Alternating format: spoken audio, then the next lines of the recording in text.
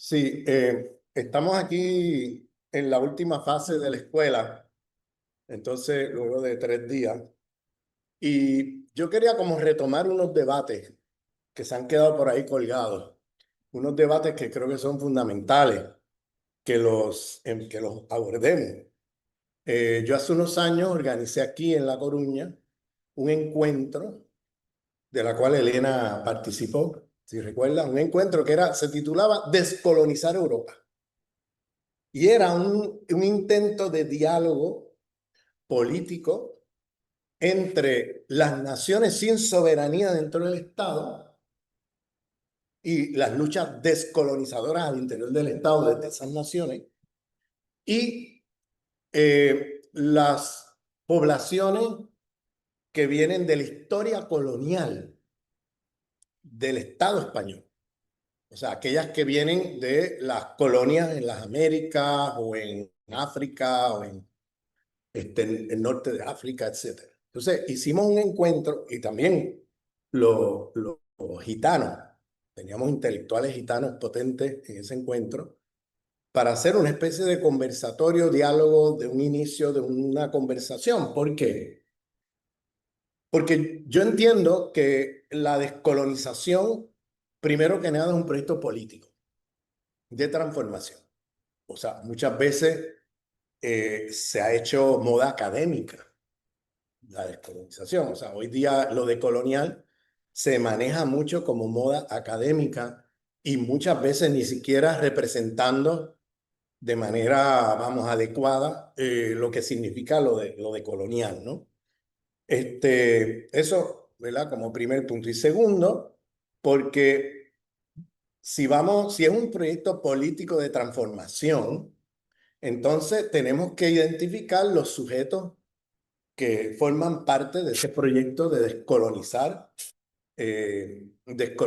el territorio, ¿no? Entonces, eh, hay o sea, yo he visto la dificultad que hay en los diálogos entre la gente que viene de la historia y que son sujetos inferiorizados racialmente dentro del territorio, que vienen de la historia colonial de los territorios de ultramar, para ponerle un nombre, y la gente que viene de la historia colonial al interior de la península ibérica, y que son las naciones sin soberanía. Y los diálogos ahí, yo los veo como explosivos, porque es que, y explosivos de lado y lado, y lo voy a explicar. No es de un solo lado, es de los dos lados. Voy a explicar por qué. Pero siempre digo, y lo he dicho en América Latina y lo digo aquí, que lo de colonial, si no es un proyecto, lo primero, porque nosotros hablamos de múltiples opresiones en el giro de colonial, pero lo primero y antes que nada, si somos decoloniales, tenemos que ser primero y antes que nada antiimperialistas. Si nosotros no somos antiimperialistas, yo no sé de qué nos estamos descolonizando, sinceramente. O sea, ¿de qué nos estamos descolonizando entonces? Bien, eso para empezar. O sea, tenemos que tener como brújula el antiimperialismo.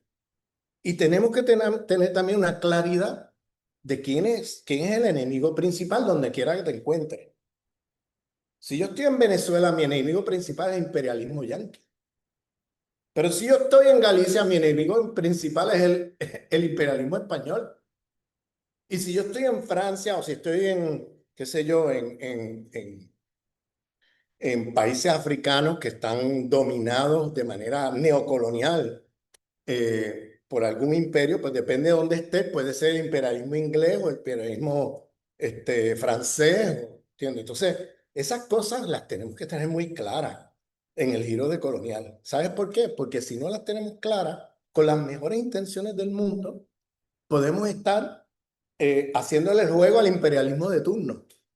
Bien, y lo he visto mucho en el Estado español, donde aquí yo convoqué una reunión con Julia Butella, la líder del movimiento de los indígenas de la República en su momento, que es una pensadora decolonial, que ha sacado 2 libros traducidos en el Estado español, que yo se los recomiendo que se los lean. El primero es Los blancos, los judíos y nosotros hacia una política del amor revolucionario.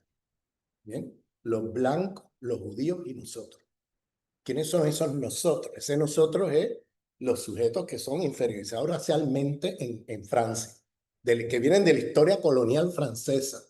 Bien, muchos que son migrantes, pero otros que no son migrantes, ya son nacidos y criados allí, de origen argelino, de origen camerunés o senegalés, y que ya son cuarta generación, porque las migraciones en Francia llevan ya bastante tiempo, o sea, más de 50 años tranquilamente, 60, 70 años y hasta 100 años. Y entonces ya no estamos hablando de migrantes, estamos hablando de franceses nacidos y criados allí, pero de otros orígenes que por el racismo institucional no son incorporados con igualdad ni nada de eso, son vistos como todavía como migrantes o extranjeros. Entonces, tenemos que en el Estado español, yo me acuerdo, yo convoqué esta reunión con Juria. El segundo libro de Juria acaba de salir hace unos meses, que se los recomiendo. Una estrategia política de liberación para los países imperialistas del primer mundo, desde una mirada descolonizadora. Ella diseña una estrategia política. Ahora Juria es una celebridad en toda Europa porque se ha metido en los debates, ha hecho giros decoloniales a Gramsci, ha descolonizado a Gramsci usando categorías potentes de Gramsci, dándole un giro decolonial. Y entonces, y habla diseña una estrategia de quiénes son los sujetos de una lucha antiimperialista, descolonizadora, anticapitalista en Europa hoy. Y los identifica y habla de los sujetos. Esta idea, ¿no? Que ella vino a ese encuentro que yo organicé aquí, que estaba Elena, ella estaba aquí, y ahora acaba de escribir un libro en ese espíritu. ¿Cómo hacemos una lucha? Y claro, la alianza estratégica es entre los blancos empobrecidos de clases trabajadoras con los sujetos que vienen trabajadores también de la historia colonial, del espacio donde te encuentras, ¿no? En el caso francés. Y claro, cuando ella vino a ese encuentro, ella me decía, Ramón, ojalá la izquierda francesa fuera como la izquierda soberanista de aquí. Por lo menos se puede hablar, se puede conversar, se puede discutir, se puede debatir, se puede discrepar. Pero la izquierda francesa es imposible poder tener este tipo de conversación que tenemos aquí, que ella presenció en ese encuentro que yo organicé aquí en La Coruña, en la rectoría de aquí lo hicimos, en el teatro, el salón de conferencia de la rectoría. Ojalá pudiéramos tener esos diálogos y esas conversaciones, porque en Francia no lo tenemos. Entonces, ella usa una categoría que es la categoría izquierda blanca. ¿Bien? Izquierda blanca. Y claro, esa categoría recoge, ¿verdad? En el contexto francés, está hablando de una izquierda soberbia, arrogante, imperialista, racista, la lista es larga. Con la cual es muy difícil esos diálogos. Tengo que decir entre paréntesis que Uria ha logrado romper el ser con esa izquierda. Ha logrado romper el cerco. Ahora hay alianzas entre ellos. Ahora esa izquierda ha asumido el tema de la islamofobia, el tema del racismo, el tema de Palestina, el tema, o sea, por ejemplo, la France Insoumise, que es el grupo más importante de la izquierda francesa, dirigida por Mélenchon. Hace unos años Mélenchon estaba en otro planeta. Ahora Mélenchon ha hecho unos giros decoloniales en ese diálogo crítico y debate que le monta a Juria, que ahora, y claro, se dan cuenta que todo lo que está diciendo Juria es totalmente cierto, porque en las últimas elecciones en Francia, lo que pasó fue que, ¿se acuerdan que iba a ganar el Front Nacional en junio del año pasado? Los fascistas iban a ganar, Marine Le Pen y toda esa gente. ¿Y qué hicieron? Hicieron una alianza de toda la gente, o sea, un frente, lo llamaban el Frente Popular o un frente antifascista. Y claro, el rol ahí de Juria, de ese marco categorial que propone Juria, fue central, porque por primera vez la izquierda francesa ganó el voto en los barrios populares. Barrios populares que en su mayoría son gente que viene de la historia colonial de Francia. Por primera vez, y ganaron las elecciones gracias a ese voto estratégico que hubo ahí en los barrios populares. Por primera vez, la izquierda francesa en esos barrios nunca tenía acogida, ¿no? Porque, claro, había una dificultad epistémica que tiene que ver con, bueno, el racismo de esa izquierda, la soberbia, la arrogancia imperial, etc. Uria logra ahí hacer una alianza, es una historia larga de contar, no me voy a meter en eso, simplemente llamar la atención, que eso que en un primer momento ella decía, vamos, es que, o sea, la izquierda francesa, vamos, porque ella, vamos, ella intentó por muchos medios la alianza política y todo eso, y fue muy difícil, pero lo logró. ¿Cómo lo logró? Bueno, en gran medida, montaron un canal de televisión que tiene cientos de miles de seguidores. Montaron una estrategia para transformar jóvenes franceses blancos en militantes decoloniales. Hay que descolonizar a la izquierda blanca. Un proyecto de descolonización. Y de momento tiene cuadros de la France Insoumise que asumen las tesis decoloniales y ponen presión dentro del partido para hacer transformaciones ideológicas importantísimas. Pues se metió en lo que llamaba Gramsci, vamos a hacer la batalla cultural hegemónica en los medios, vamos a hacer un canal hicieron un canal de televisión de la nada, pues no tenían ni en qué caerse muerto, así de económicamente mal estaba, pero lograron levantar, es una historia larga de contar. Tienen ahora un estudio de televisión en el centro de París, decolonial, que llega a cientos de miles de personas, no solamente en Francia, sino en África, porque es en lengua francesa. Tienen una revista decolonial, ¿bien? Tienen cuadros y militantes en diferentes frentes de lucha. Entran en diálogo con esa izquierda blanca, con los grandes intelectuales, de tú a tú, en ese canal de televisión. Entonces empieza a haber ahí unos diálogos, unas conversaciones que empieza a, y claro, empieza a producirse blancos franceses jóvenes decoloniales. Y entonces esto es un fenómeno nuevo, ¿ves? Pero esa estrategia la diseña Juria varios años antes. Cuando ella diseña esa estrategia, la reacción de muchos compañeros y compañeras decoloniales era, estás loca. Esos son blancos, eso no hay nada que buscar, esa gente no va a cambiar, esa gente esto, esa gente lo otro. Composiciones sectarias, pensando que los grupos inferiorizados racialmente solos van a hacer una transformación. Entonces, ¿qué pasa? Lo que Julia siempre llamó la atención es que una cosa es hacer moral y otra cosa es hacer política. O sea, yo puedo estar toda la vida quejándome y yéndome y moralmente siempre voy a tener la razón. Pues me voy a parar en un pedestal, voy a criticar a todo el mundo por igual y voy a decir, bueno, aquí nadie se salva, menos yo, menos nosotros los sujetos racializados, etcétera, etcétera. ¿Qué pasa? Julia dice, no, no, es que mira la demografía alrededor tuyo. Si tú quieres cambiar el mundo y si tú quieres acabar con las estructuras de dominación raciales, tú tienes que tener una política, no una moral. Porque con una moral tú te puedes quedar toda la vida en un pedestal criticando a todo el mundo moralmente, porque no son puramente anti esto y anti todo. Y entonces desde ahí eres tan conservador como la derecha, porque no cambias el mundo. Deja las estructuras de dominación intactas, porque te dedicas a hacer moral, pero no haces política. Y si no te embarras las manos con la política, no cambias el mundo.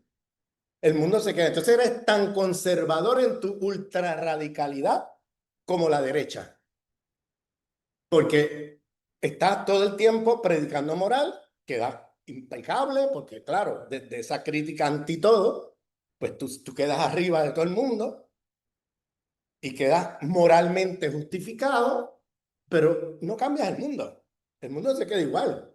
eres tan conservador como la derecha, porque no intervienes, no te embarras las manos con la política.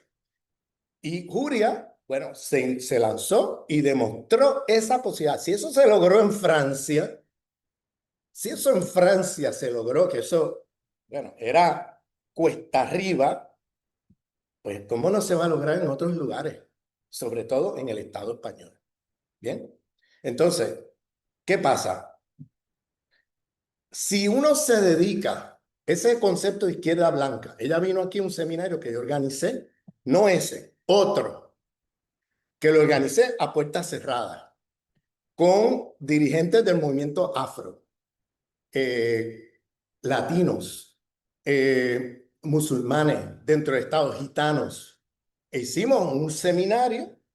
¿Por qué? Porque la tendencia en esas redes de coloniales de los grupos antirracistas en el Estado era una tendencia totalmente sectaria. Y usaban el concepto de Juria de izquierda blanca y ahí metían en ese saco, metían a todo el mundo, incluyendo la izquierda soberanista dentro del Estado. Y los ponían en el mismo plano que la izquierda española. Los ponían en el mismo lugar, como si fuera lo mismo. ¿Bien? Entonces, Juria decía, oye, un momento, Juria decía a ellos, ustedes están usando una categoría como izquierda blanca que yo uso para el contexto francés de una manera mecanicista, porque no están mirando el contexto donde ustedes están aterrizando. Juria, en ese seminario. O sea, ustedes no están mirando el contexto. Porque el contexto, tienes que entender que hay contradicciones porque hay naciones oprimidas en el Estado español que no existen en Francia porque el Estado francés se cargó todas las naciones, como, con excepción de una que otra que queda por ahí muy debilitada, se cargó las lenguas, se cargó casi todo el Estado francés. En el proyecto republicano, bien, francés. Entonces, ella decía en ese seminario, miren, no usen la categoría que yo uso de izquierda blanca de una manera indiscriminada como ustedes hacen aquí, porque ella también estuvo en Cataluña, por ejemplo, en Escuela de la CUP, ella también estuvo acá, ha estado varias veces acá, entonces ha participado de diálogos con la izquierda soberanista, ¿bien? Diálogos críticos, no son diálogos felices necesariamente, diálogos críticos, pero donde hay un espacio de posibilidad de diálogo y discusión que no existía en esa época al menos en la izquierda francesa. Entonces ella llamaba la atención, por favor, no usen, eso está en el libro de ella, los blancos, los judíos y nosotros, hacia una política del amor revolucionario, donde ella llamaba a hacer una alianza ya desde entonces, pero ya el segundo libro es mucho más claro.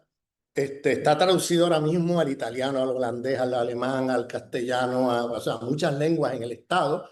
En Italia, por ejemplo, los riots, los levantamientos de los migrantes en noviembre del año pasado, el libro se hizo bestseller porque los migrantes que estaban tirando piedras y enfrentándose a la policía iban con el libro de Juria traducido al italiano y se lo ponían así en las cámaras de la televisión y el libro se hizo, vamos, un bestseller en Francia. Bueno, al punto que la Meloni está discutiendo si censurar ese libro en Italia. Bien.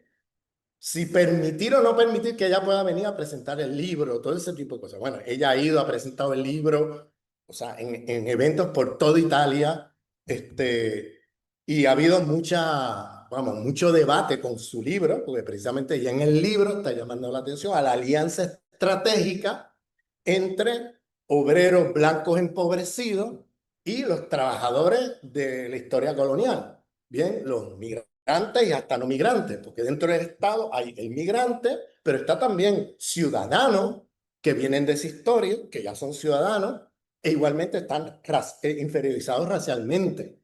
Entonces, ella llama la atención a que ese uso de izquierda blanca en el contexto del Estado español es muy problemático. ¿Por qué? Por una sencilla razón. Si tú haces de tu enemigo principal la izquierda soberanista, en la práctica te estás situando del lado del Estado español. No hay manera de escapar a eso. Te hacen un tonto útil del Estado imperialista. que es el enemigo principal de todo el mundo aquí. ¿Por qué? Porque estás haciendo del enemigo, estás poniendo izquierda blanca y llamándole a todo lo que se mueve izquierda blanca y no estás mirando quiénes son los aliados y quiénes son los enemigos en la lucha contra el Estado imperialista español, sino que te estás cargando todos tus potenciales aliados, te los estás cargando. Y al cargártelo, entonces te quedas solo frente al Estado. ¿Y qué transformación tú puedes hacer desde ahí? Cuando para empezar la demografía está en contra tuya. Bien, para empezar. Entonces, por eso Juria decía, hay que producir blancos decoloniales, porque la demografía, si nosotros nos quedamos solo luchando contra el Estado, aquí no va a haber revolución decolonial.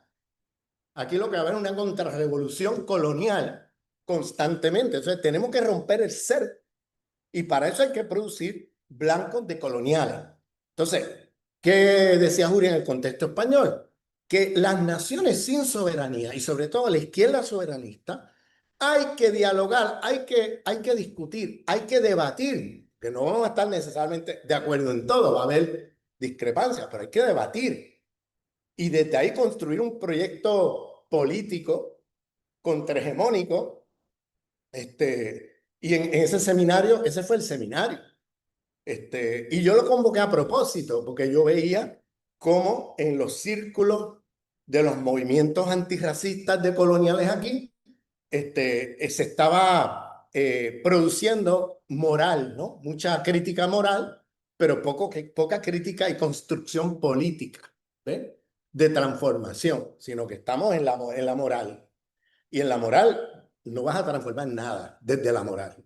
Bien, vas a estar siempre impecable, porque siempre quedas bien. Si yo soy anti todo, yo quedo bien. Yo quedo bien contra todo el mundo. Si soy anti todo. Entonces, ¿qué pasa? Aquí viene, ahora yo quisiera hacer una presentación a partir de este desafío sobre, en primer lugar, una de los puntos donde la comunicación se pierde es sobre qué significa racismo.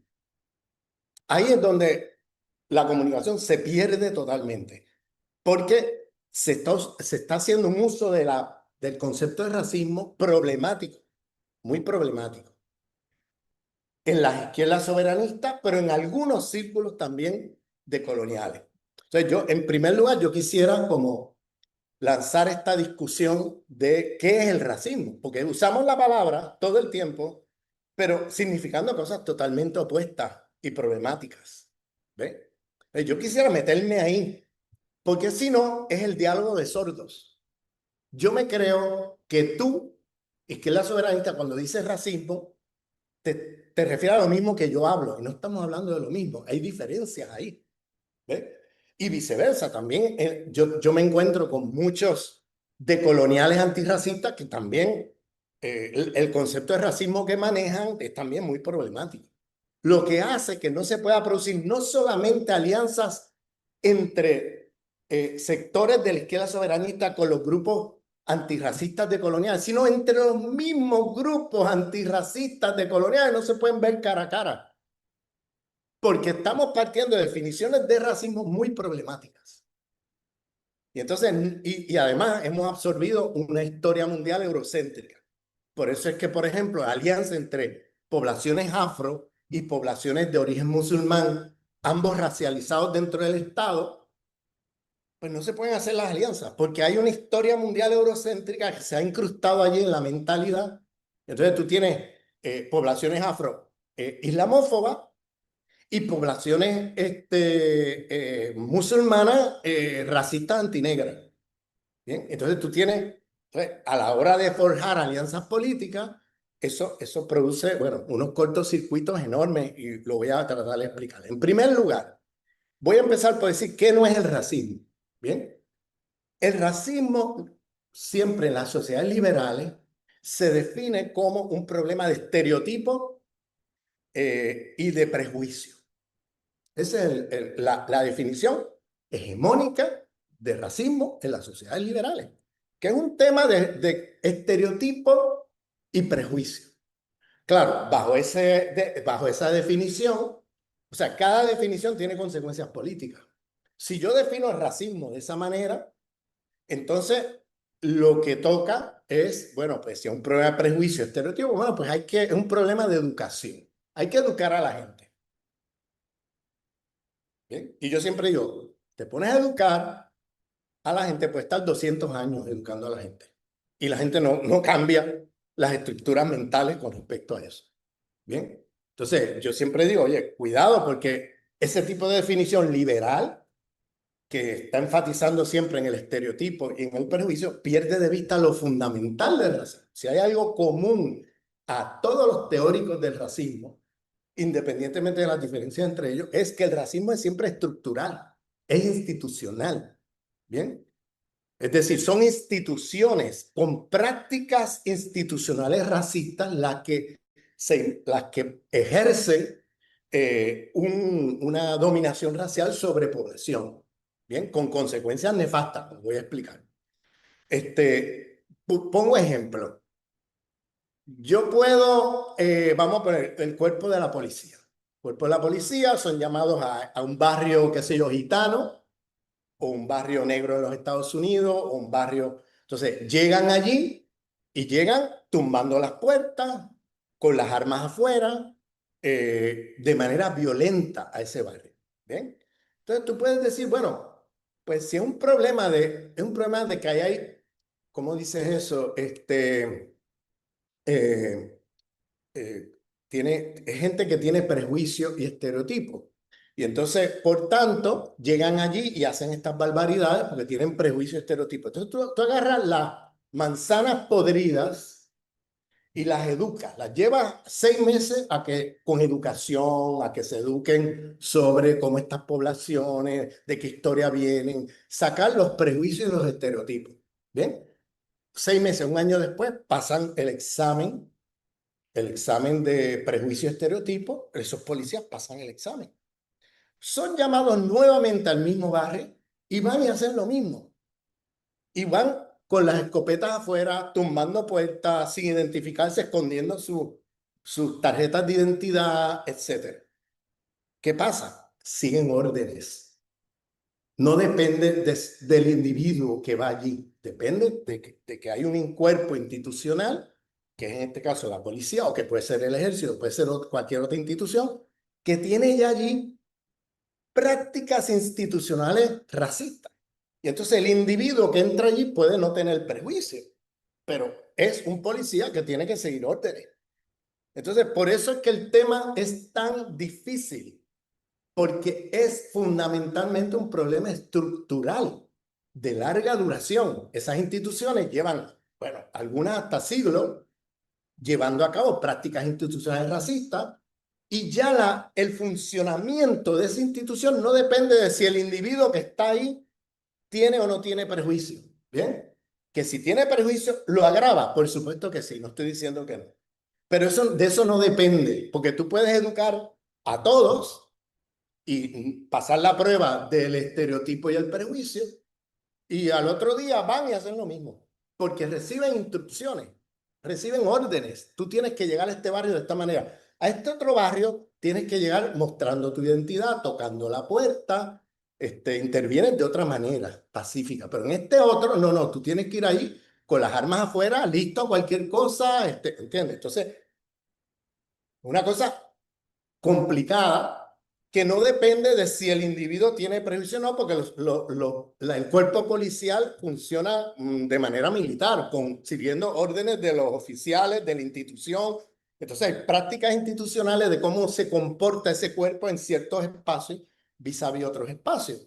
Bien, en Estados Unidos lo podemos ver muy claro, donde o sea, hay muchos barrios donde matan a la gente allí, gente en barrios que son considerados de sujetos inferiorizados racialmente. Entonces, el tema del Black Lives Matter, de la matanza de latinos, la matanza es un problema epidémico allí. Porque el cuerpo institucional aún, y muchas veces entrevistan a los policías, y los policías pasan la prueba del prejuicio, el estereotipo y todo, pero es que estamos hablando de instituciones y prácticas institucionales que van más allá del individuo que está allí enfrente de la situación. Entonces, pongo otro ejemplo. la universidad occidentalizada. La universidad occidentalizada, yo tengo muchísimos videos por ahí mostrando cómo el episteme hegemónico, estamos leyendo en las disciplinas blancos occidentales de 5 países, estamos leyendo un alemán, un francés, un británico, un estadounidense, un italiano, y secundariamente por ahí aparece un holandés, hombres occidentales de 5 países, no las mujeres de los 5 países, hombres occidentales de 5 países. Yo tengo videos. Bueno, lo presenté aquí el primer día, ¿no? Como eso está ligado a los 4 genocidios epistemicidios del largo siglo XVI, la conquista al-Ándalus contra musulmanes y judíos, la conquista de la América contra los pueblos indígenas, la conquista, la quema de brujas, o sea, de mujeres acusadas de brujas, y el secuestro masivo de africanos. Como esos 4 genocidios epistemicidios son constitutivos a la epistemología moderna. Como la epistemología moderna, de ahí nace un episteme que considera a los hombres occidentales como superiores al resto de la humanidad. Y entonces eso yo le llamo racismo, sexismo epistémico, que es la epistemología que hegemoniza los espacios de la universidad occidentalizada. Bien, entonces eso lo discutimos el primer día.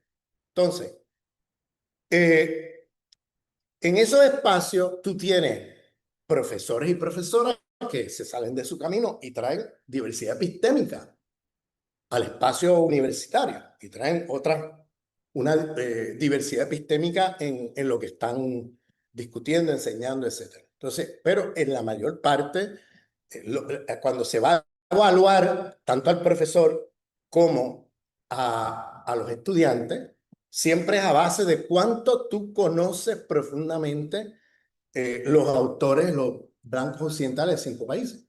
O sea, si tú estás en sociología, historia, etcétera, tú ves que es una constante que la diversidad epistémica, o sea, está fuera de la discusión. Y esa epistemología racista, sexista, está siendo constituida por esos 4 genocidios epistemicidos. Eso lo discutimos en primera, no me voy a meter ahí en detalle, tengo muchos vídeos por ahí explicando eso. Pero ¿qué pasa? Cuando tú puedes ir al salón de clase de los profesores y profesoras de una universidad occidentalizada. Tú le haces la prueba del prejuicio y estereotipo y todos pasan con altas calificaciones en las pruebas. No tienen prejuicio y estereotipo con respecto a este grupo o aquel, con algunas excepciones minoritarias dentro de esos espacios. Pero cuando van al salón de clase practican racismo epistémico, racismo, sexismo epistémico, porque es una norma de su universidad que si tú eres profesora de sociología o profesora de historia o filosofía o lo que sea, el canon de pensamiento son hombres occidentales de 5 países que cambian los nombres por disciplina, pero el canon sigue siendo hombres occidentales de 5 países. Y claro, eso tiene un nombre y un apellido, eso es una epistemología sexista, racista, y la universidad occidentalizada opera a través de un racismo, sexismo epistémico. ¿Qué pasa? La mayoría de los profesores y profesoras practican racismo epistémico. Estructuralmente, porque se exige que usted enseñe un canon de pensamiento. La mayoría no son ni conscientes, porque cuando tú dices sociología, pues en la norma, lo que está normalizado es que tú enseñes a Weber, a Marx, a Durkheim, no sé qué, ¿no? En antropología igual. Los nombres cambian por disciplina, pero estamos con el mismo canon de pensamiento de hombres occidentales de 5 países y 2 o 3 más de otros países occidentales, pero por ahí no aparecen las mujeres ni siquiera de los 5 países y por ahí no aparece, claro, el resto del planeta. Entonces, como si el resto del planeta no hubiera pensado esos mismos problemas en todas esas disciplinas. Entonces, ¿qué pasa? Esto es un ejemplo que les doy de cómo el tema de prejuicio estereotipo no es central a la hora de definir una situación de dominación racial. Porque lo más importante es la estructura racial, es la institución racial, las prácticas institucionales.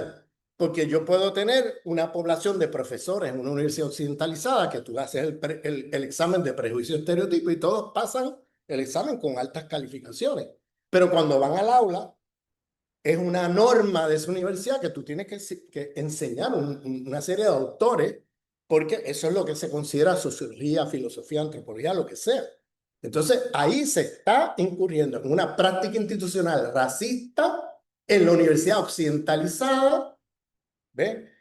Con personas que no necesariamente tienen prejuicios y estereotipos. ¿Se fijan? Entonces, ¿qué pasa? Las sociedades liberales, sobre todo imperialistas liberales, les encanta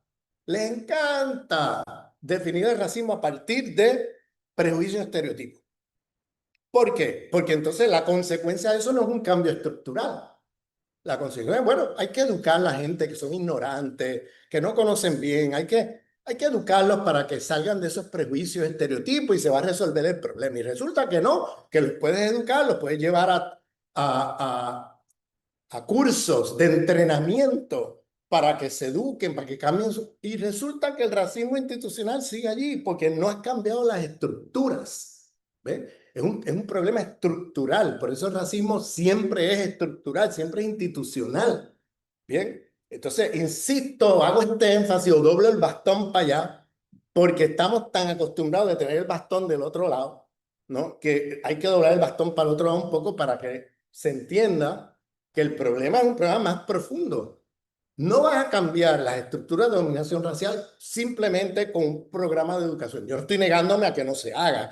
Yo no estoy diciendo que no tenga, que no sea positivo hacerlo. Yo estoy diciendo que no es suficiente, que no te vaya a tener los resultados que tú esperas, porque el racismo es siempre institucional, estructural. ¿Ves? Y eso requiere entonces una transformación institucional estructural para que pueda haber una superación de esa jerarquía de dominación. ¿Bien?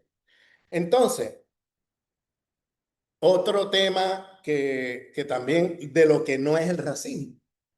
El racismo, otro problema que yo veo en esos debates, que también los veo por aquí, es el tema de que el racismo es un tema de color de piel. ¿Bien? Racismo es color de piel. Tú eres negro, pues tú vives racismo. Tú no eres negro, tú eres blanco, tú vives privilegio racial. Eso es una definición reduccionista, es decir, de pigmentación. Y no está entendiendo de qué se trata el racismo. Porque en la historia colonial ha habido marcadores raciales múltiples. Hay lugares, obviamente, donde el racismo de color es central, pero hay otros lugares donde el racismo pasa por identidad religiosa o pasa por identidad nacional o pasa por, o sea, hay marcadores múltiples o por la lengua. Entonces, esos marcadores en la historia colonial están ahí y eso hay que mirarlo en la concreta. Ejemplo, Irlanda. Los irlandeses sufrieron dominación racial del Imperio Británico por siglos, por siglos, por siglos. ¿Y qué pasó? Hambruna, si se acuerdan, hambruna, hubo genocidio, hubo, o sea, todo lo que tú ves en la historia colonial. Pero ¿cómo marcaban la diferencia racial? No podía ser por el color de piel, porque eran más blancos los irlandeses. Los irlandeses eran más blancos que los británicos, los irlandeses. Tú ves un irlandés y el irlandés es más blanco que un británico. Entonces el marcador no podía ser color. ¿Qué usaban? Identidad religiosa, los católicos y los protestantes. ¿Bien? Entonces, lo mismo tú puedes ver en lugares en norte de África. Tú tienes árabes que en términos de color de piel son tan blancos o más blancos que muchos europeos, con ojos azules, etcétera, pero en la historia colonial eran inferiorizados racialmente. ¿Bien? Porque el marcador no es el color de piel. El marcador es la religión. Tú eres musulmán. Entonces, a través de ese marcador te ponían del lado de los bárbaros, los salvajes, los inferiores, todo eso. ¿Bien? Entonces, nosotros tenemos que tener un paradigma.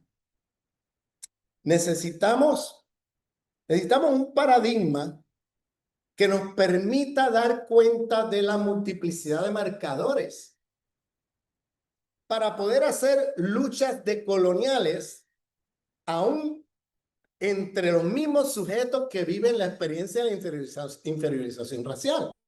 Porque si tu definición es color de piel, entonces viene en una reunión entre musulmanes, gitanos, luchando contra el racismo, aparecen los afros diciendo nosotros somos racializados, ustedes no.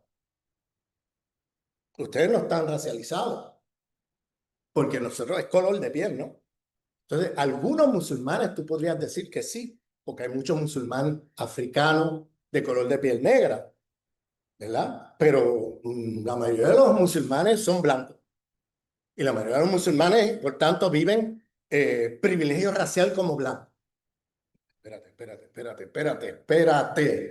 ¿no? Y ahí viene todo un problema que tiene que ver con definiciones eurocéntricas, definiciones liberales de lo que es el racismo.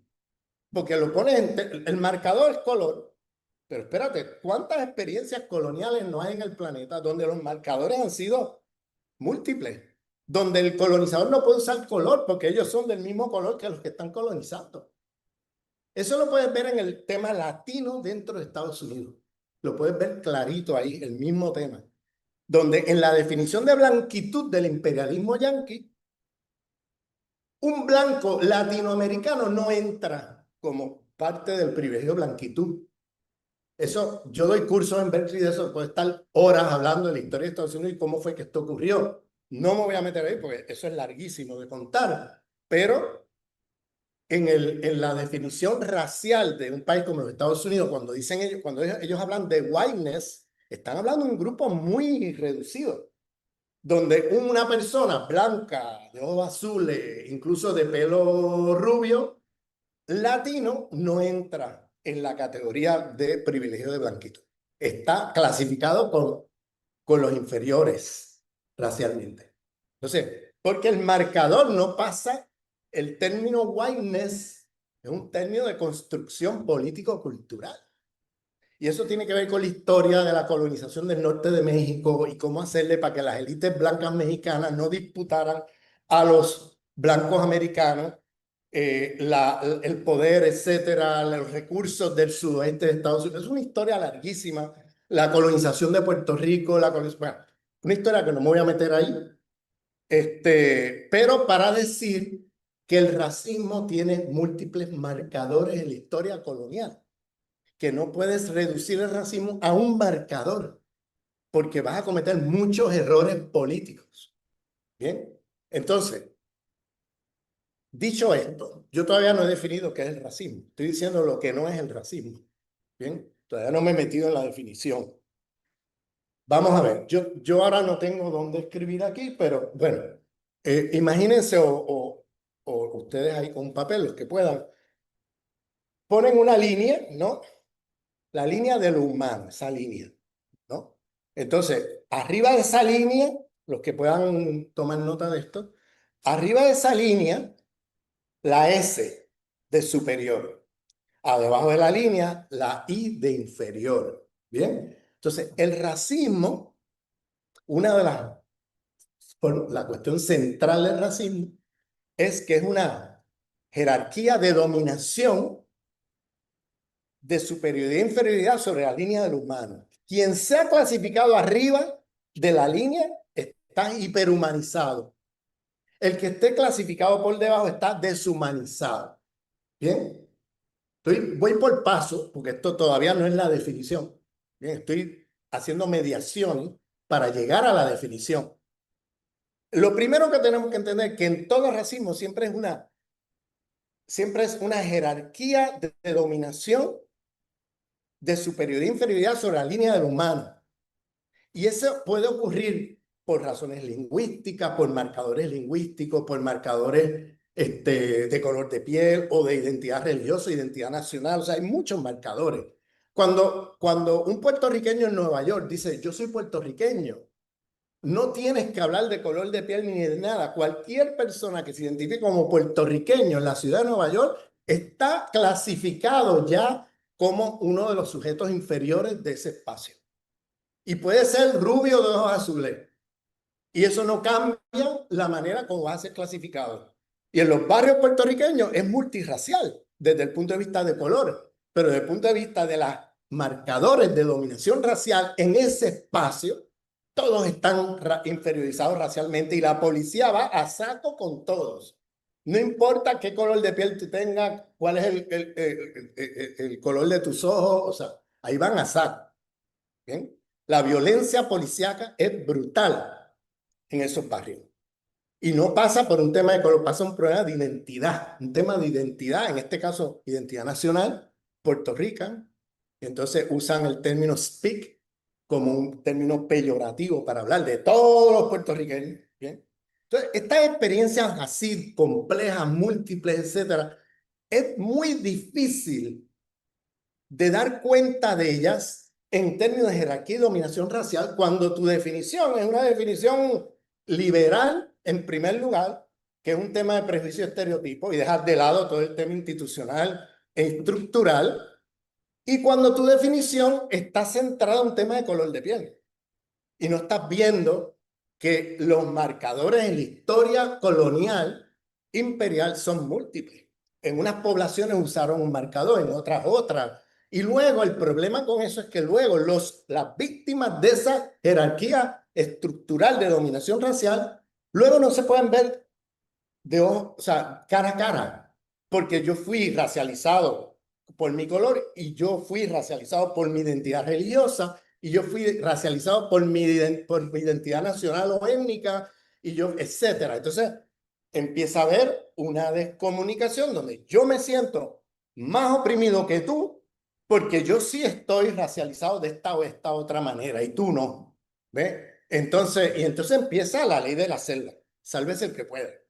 O sea, es bien difícil, y lo he visto mucho aquí en el Estado español, pero se ve en otras partes, la comunicación incluso entre las víctimas del racismo que asumen este tipo de definiciones eurocéntricas del racismo, que luego no se pueden ni siquiera unir frente al mismo poder que los oprime y los domina, ni siquiera eso. Bien, entonces, empecemos. Una jerarquía, institución, estructura, dominación de superioridad e inferioridad sobre la línea del humano. Los que están clasificados arriba son hiperhumanizados, los que están clasificados abajo son deshumanizados. ¿Bien? Eso es igual, S arriba de la línea, igual a H, humano. Todos los que hiperhumanizados es los que son considerados humanos, seres humanos con todas las de la ley. Los que están debajo de la línea, la I de inferior, que es igual a ¿qué? A subhumano, no humano. Esto de subhumano y no humano es muy importante, no es una cosa accidental allí. Es que el poder de dominación racial siempre le da un poquito de privilegio a un grupillo sobre otro. Estos son subhumanos, estos son no humanos, y ya no se pueden ver cara a cara uno al otro. Porque empieza, yo soy superior a ti. Y los dos están debajo de la línea humana, deshumanizados, frente al poder hegemónico racial, pero no se pueden unir políticamente frente a ese poder porque uno es subhumano, es un poco más humano, y el otro es no humano. Entonces ahí no hay, entonces empieza otra vez la ley de la selva. No se puede dar un proyecto político cuando los sujetos que han sido las víctimas de esa dominación racial han internalizado una serie de normas y de discursos, etcétera, que hace que luego no se puedan ver cara a cara. Bien, y entonces eso de subhumano, no humano, eso es un tema. En Estados Unidos tenemos el concepto de model minority. No sé si ustedes han escuchado model minority, la minoría modelo. Ese es un concepto clásico que se ha usado en los Estados Unidos y en Inglaterra y en otros lugares para precisamente el no humano y el subhumano. El subhumano es la minoría modelo. ¿Ves? Y entonces ahí empiezan a ver, este tiene un poquito más de privilegio, el otro menos, y ya es suficiente para que no se puedan ver cara a cara, ni siquiera unirse en una lucha política frente a esa dominación racial. Bien. Entonces, volvemos abajo, estamos hablando I de inferior igual a no humano, subhumano, igual a ¿qué? Zona del no ser. Zona del no ser. Arriba, S igual a H de humano igual a zona del ser. ¿Qué significa esto de ser y no ser? Bien, esto tiene todo que ver, esto tiene que ver con Fanon, cuando hablaba de cómo la inferiorización racial pasa, o sea, es que pasa por un montón de registros de la existencia social de los seres humanos. Por ejemplo, todas tus formas de ser y estar en el mundo, en la zona de los hiperhumanizados, se consideran las formas normales, humanas de hacer las cosas. Entonces, tus formas de gusto y belleza, es decir, la estética, tus formas de pensar, filosófica, etcétera, pues se consideran las formas naturales normales y humanas de pensar, tu epistemología, ¿no? Tus formas de rezar, tu espiritualidad, esas son las formas normales, humanas de hacer las cosas. Tus formas de cómo tú te relacionas con otros seres vivos alrededor tuyo, no humanos, con la naturaleza. Tus ideas sobre eso, pues esas son las formas humanas, normales, etcétera. En la otra zona, en la zona del no ser, lo que significa es que tus formas de rezar, tus formas de pensar, tus formas de rezar, tu espiritualidad, o sea, tus formas pedagógicas, tus formas económicas, tus formas de autoridad política, todo eso forma parte de las formas no humanas, subhumanas, bárbaras, salvajes de hacer las cosas. Entonces, por tanto, el racismo no es solamente una discriminación en los mercados laborales y en tus derechos ciudadanos.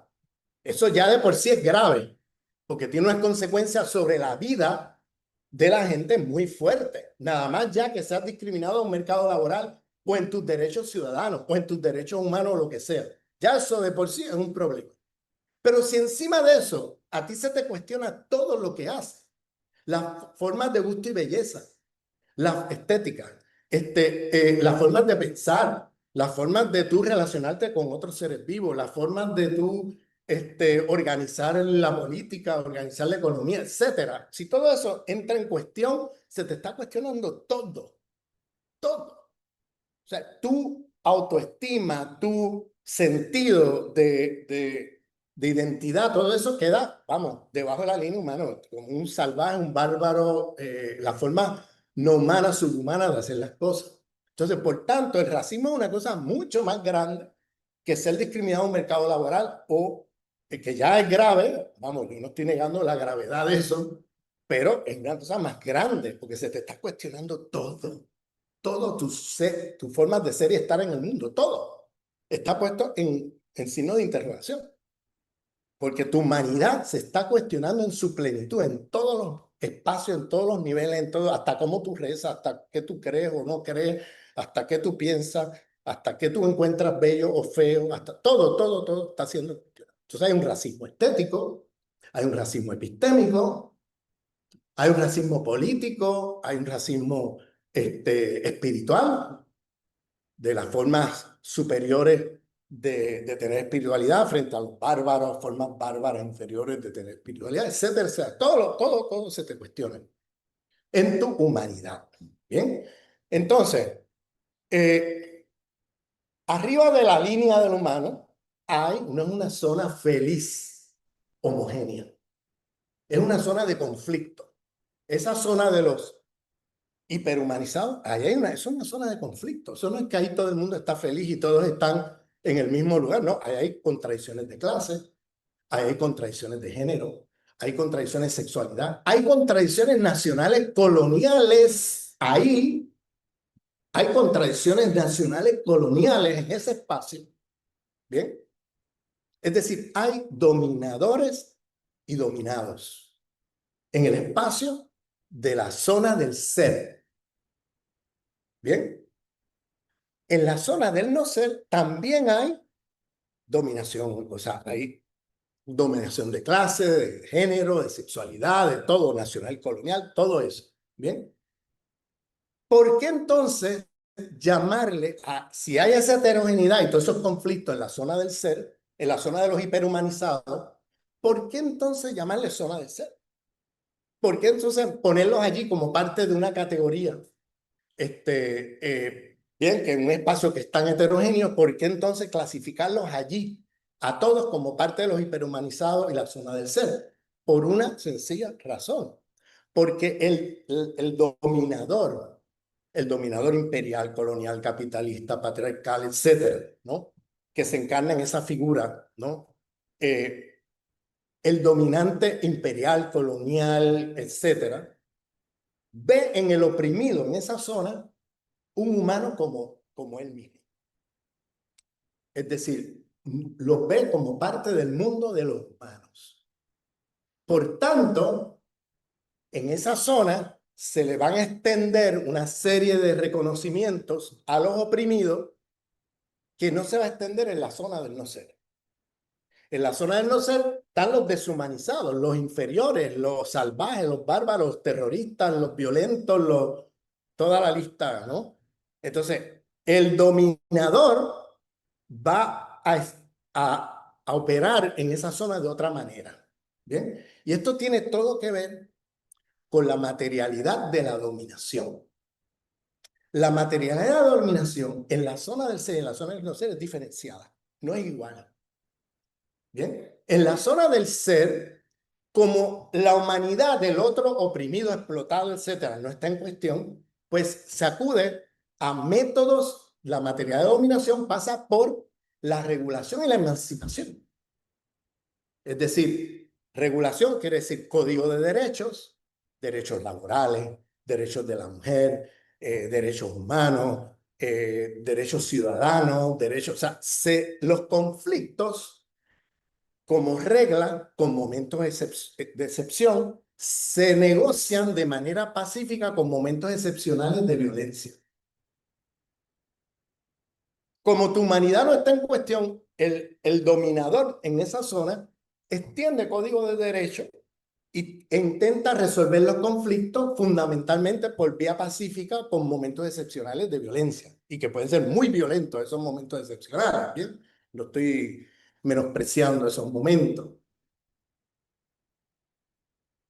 En la zona y además se reconoce discurso emancipatorio, la demanda de igualdad, la demanda de justicia, la demanda de derechos ciudadanos, de civilidad, de toda una serie de derechos, derechos humanos, derechos.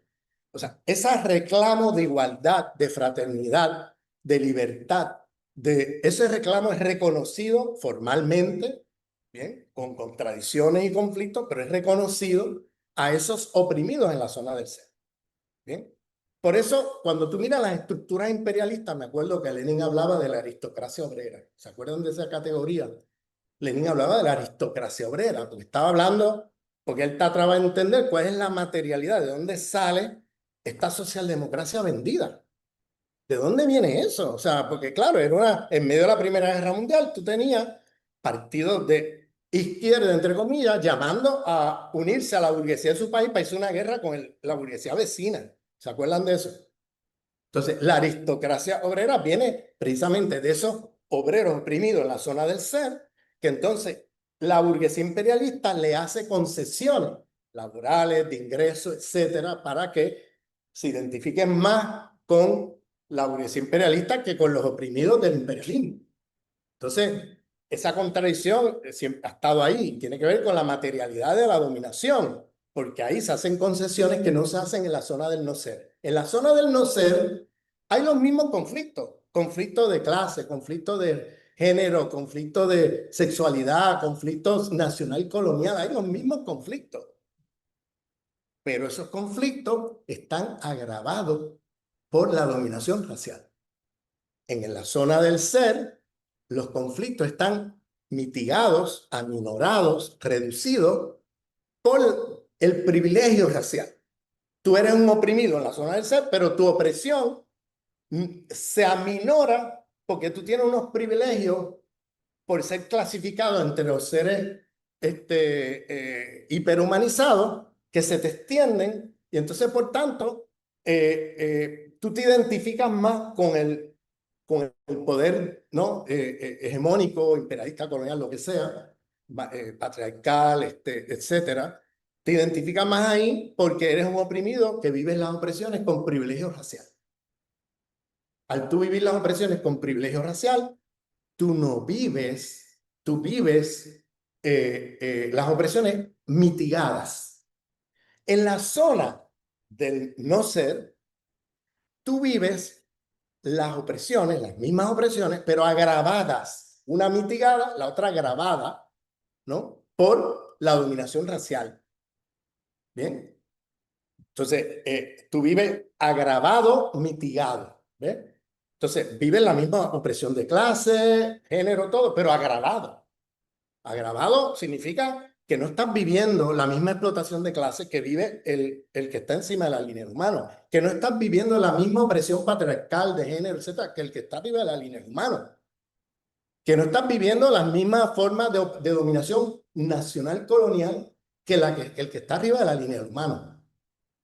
¿Nos vamos entendiendo? Entonces, voy a poner unos ejemplos para luego tratar de, o mejor, voy a ir a la definición y luego vamos a los ejemplos. Voy a poner ejemplos, porque yo creo que esto es clave. Pues si no, no nos entendemos de lo que estamos hablando, ni de un lado ni del otro, ni siquiera al interior de de los grupos que están en el lado de la inferiorizados racialmente, donde no se puede hacer política porque las definiciones que se están manejando no permiten que se puedan ver cara a cara unos a otros, ¿entiendes? Porque se está partiendo de definiciones muy problemáticas. Eh, entonces no se puede ser solidario. Y luego, y le pido a la compañera que están en las actividades aquí de la lucha antirracial, que probablemente han visto esto, que luego encima de eso vienen narrativas eurocéntricas donde le dicen a los negros que los colonizadores, los que los colonizaron, los racializaron, los esclavizaron, fueron la civilización musulmana. Y a los musulmanes le están metiendo caña con que los negros de la África subsahariana son inferiores, son estos. Entonces luego encima de eso hay narrativas eurocéntricas que no nos permiten vernos de igual a igual, cara a cara, en las luchas antirracistas. Porque entonces yo, como negro, sospecho del musulmán porque ellos fueron los que nos colonizaron, nos inferiorizaron, no sé qué. Y ahí es, vamos, sálvese el que pueda, porque ahí en esa narrativa, que es muy eurocéntrica, que es falsa, es falsa. Mira, yo vengo de Puerto Rico. En el Caribe nos dicen que a nosotros nos vendieron en la esclavitud los negros de la África subsahariana. A los de la África subsahariana le dicen que fueron los bereberes del norte los que colonizaron, musulmanes, los que colonizaron, esclavizaron y racializaron a los negros de la África subsahariana. A los bereberes le dicen que fueron los árabes. A los árabes le dicen que fueron los persas. A los persas, a los de la India. A los de la India, a los de la China. A los de la China, sigue por ahí. Y yo siempre me pregunto, ¿dónde están los europeos en esa historia? En ningún lado, porque es una narrativa eurocéntrica que falseada para precisamente sacar la crítica a la dominación colonial imperialista europea, que es el que inicia todos estos procesos, ¿no?, que estamos nombrando aquí, como coloniales, raciales, etcétera, y que luego, o sea, ahí tendríamos que meternos en qué fue eso que se dice esclavitud en la civilización musulmana. No tiene nada que ver con la esclavitud moderna, ni era racial, ni era capitalista, ¿bien? Y no tiene nada que ver con la esclavitud moderna. ¿Ve? Entonces, todas estas cosas hay que discutirlas en detalle. Aquí no hay tiempo para meternos allí, pero es importante no hacer de las formas de dominación del presente de la modernidad occidental transhistóricas, como si estuvieran allí desde Adán y Eva. Pues entonces deshistoriza todo. Entonces no nos damos cuenta de las diferencias incluso civilizatorias entre diferentes civilizaciones. Yo no estoy defendiendo ningún tipo de esclavitud, no me malentiendan, pero por ejemplo la esclavitud en el mundo musulmán era como también otras formas de esclavitud en otras partes del mundo, donde eran soldados capturados en guerra. No había un proyecto de ir a esclavizar poblaciones. Eran guerras donde los soldados se esclavizaban y en la mayoría de la civilización musulmana, si ustedes miran, hay montones de sultanes que nacieron esclavos. Y son los sultanes. ¿Cómo fue eso? O sea, ¿cómo pasó eso? Con la mentalidad nuestra de lo que es la esclavitud moderna, eso sería imposible. Imposible que un esclavo de Martinica pudiera haber sido el presidente de la República Francesa. Es que eso es imposible porque los esclavos no tenían derechos, eran animales. En el mundo musulmán los esclavos eran seres humanos con derechos y con posibilidades de salir de la situación de esclavitud. Y hay un montón de sultanes y de líderes de la civilización musulmana que habían nacido esclavos y terminaron siendo los sultanes. O sea, pero la lista es larga. Entonces, digo esto porque no, parte de lo que hace el eurocentrismo es crear un sentido común que nos hace creer que todas las formas de dominación del mundo moderno están allí desde Adán y Eva. Deshistorizar estas cosas y hacernos creer que todo esto son cosas naturaleza humana. Y una vez tú lo ubicas allí como algo desde Adán y Eva, entonces estamos en la naturaleza humana. Y si es naturaleza humana, si el patriarcado, el racismo, el capitalismo, todo eso es naturaleza humana, apaga la luz y vámonos, porque eso no hay nada que hacer, ¿me entiendes? Y lamentablemente eso es lo que nos han metido en la cabeza a muchas de las personas que venimos de la historia colonial. Nos han hecho creer estas cosas. Y entonces estamos manejando narrativas históricas de los colonizadores sin darnos cuenta, con las mejores intenciones del mundo. Yo me acuerdo compañeros de origen africano o caribeño que me decían, es que los que nos colonizaron, nos racializaron y nos explotaron fueron la civilización musulmana, los árabes y los bereberes del norte y no sé qué, que llegaron a la África subsahariana y nos colonizaron. Entonces yo siempre me preguntaba, dime la batalla donde eso pasó. Dime el año, el lugar donde eso pasó. Silencio. No pueden decir ni siquiera la fecha. Eso no pasó, nunca.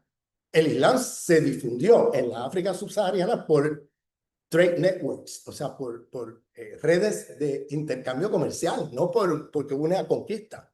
¿Bien? Y eso, bueno, a veces de la historia de la África subsahariana. Entonces, luego de eso, tú tienes, cuando la otra pregunta que les hago es, entonces, tú me quieres decir que esas civilizaciones del África subsahariana eran tan débiles y tan inferiores que un ejército en aquella época cruzaba el Sahara 3 meses caminando el Sahara al otro lado, llegaba a la África subsahariana exhausto y tú eras tan débil que te conquistaban. Un ejército que acaba de cruzar el Sahara por 3 meses. O sea, vamos a ver, estamos aquí ahora proyectando a las civilizaciones de la África subsahariana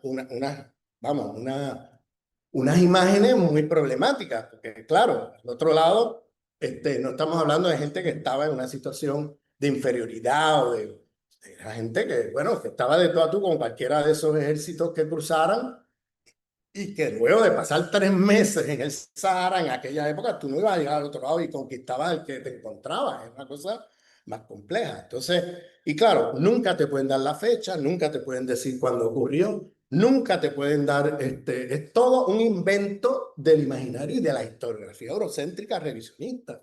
Entonces, todo esto crea unos cortocircuitos impresionantes. A nosotros en el Caribe nos dicen que fueron los africanos de la África subsahariana los que nos vendieron a la esclavitud. O sea, que los europeos llegaron a las orillas de África y allí habían esclavos, llévame en un cruce al Caribe, ¿no?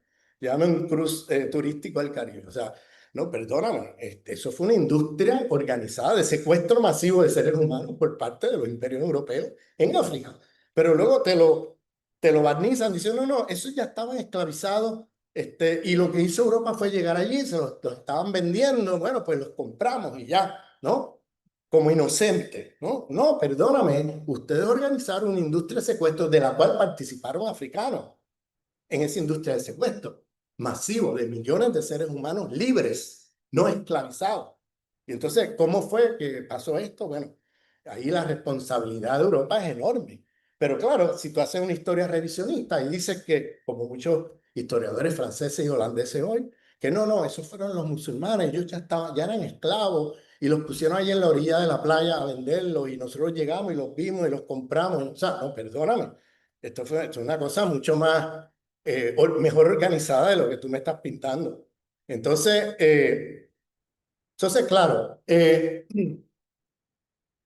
tenemos entonces que en un lado se viven las opresiones de manera mitigada y en otro de manera agravada. Pero, ¿qué es lo que hace que en un lado esas opresiones se vivan mitigadamente y en otra agravadamente? Tiene que ver con la materialidad de la dominación.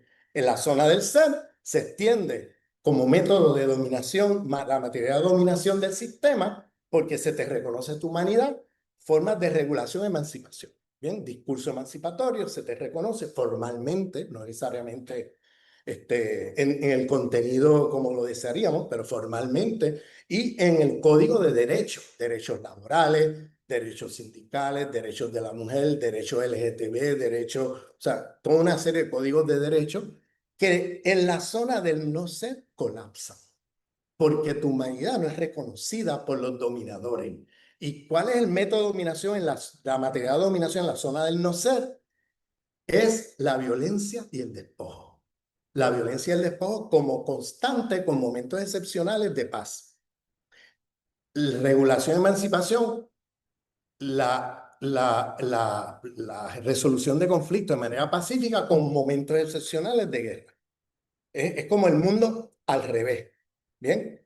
Entonces, eso todo tiene que ver con la materia de dominación que se define a su vez por cómo ha sido clasificado en la línea humana. Y a un lado voy a usar violencia y despojo y en el otro lado uso regulación y emancipación. Bien, eso tiene razones históricas y todo, no me voy a meter ahí, pero yo creo que esta formulación teórica que estoy haciendo es importante para que entendamos de qué se trata el racismo. Porque el racismo, entonces, ahora voy a la definición. El racismo es una, una institución, una estructura de dominación, de superioridad e inferioridad sobre la línea del humano, donde aquellos que son definidos como humanos se le aplica una materialidad de la dominación, de regulación y emancipación que produce y reproduce vida, aunque sean vidas mediocres. En la zona del no ser, entonces, el racismo es una forma de dominación donde aquellos que son clasificados como no humanos o subhumanos, los deshumanizados, ¿bien? Se le aplica una materia de dominación de violencia y despojo, produciendo entonces muerte prematura. Observen esto, porque en la definición racista liberal, del racismo liberal, se diría que el problema es un problema de prejuicio, ¿no? El racismo es un prejuicio estereotipo que tiene una gente ignorante sobre otra gente. Ahora miren dónde estamos. Ahora miren esta definición. Es vida en aquellos que son hiperhumanizados y muerte prematura en los deshumanizados. Estamos hablando de vida o muerte. Estamos hablando de una situación mucho más, ¿cómo te diría? Mucho más dramática de lo que imaginamos, porque estamos hablando de la producción de un aparataje de muerte prematura.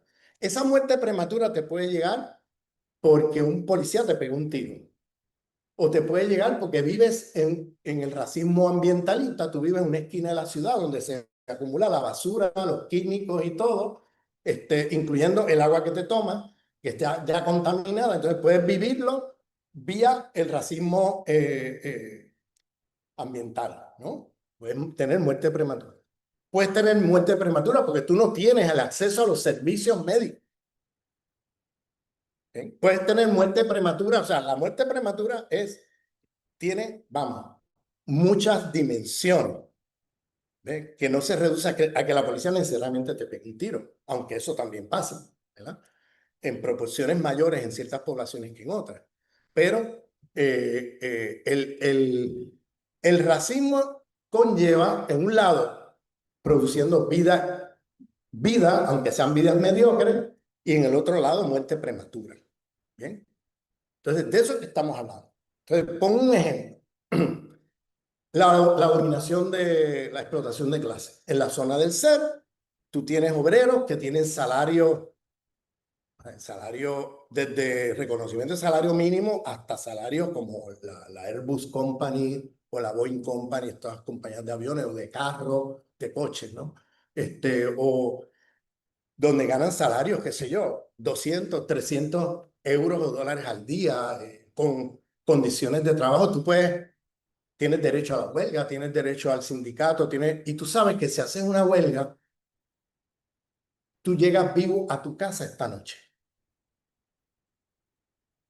Porque hay un reconocimiento a tu humanidad y por tanto se te extienden derechos, código de derechos, regulación y discurso emancipatorio de igualdad, de todo eso. Entonces, tú sabes que llegas vivo esta noche. Ahora, tú te vas a una maquiladora en el norte de México, o te vas a una maquiladora en Los Ángeles, o te vas a una maquiladora en Barcelona, que son usualmente talleres de producción manufacturera clandestinos.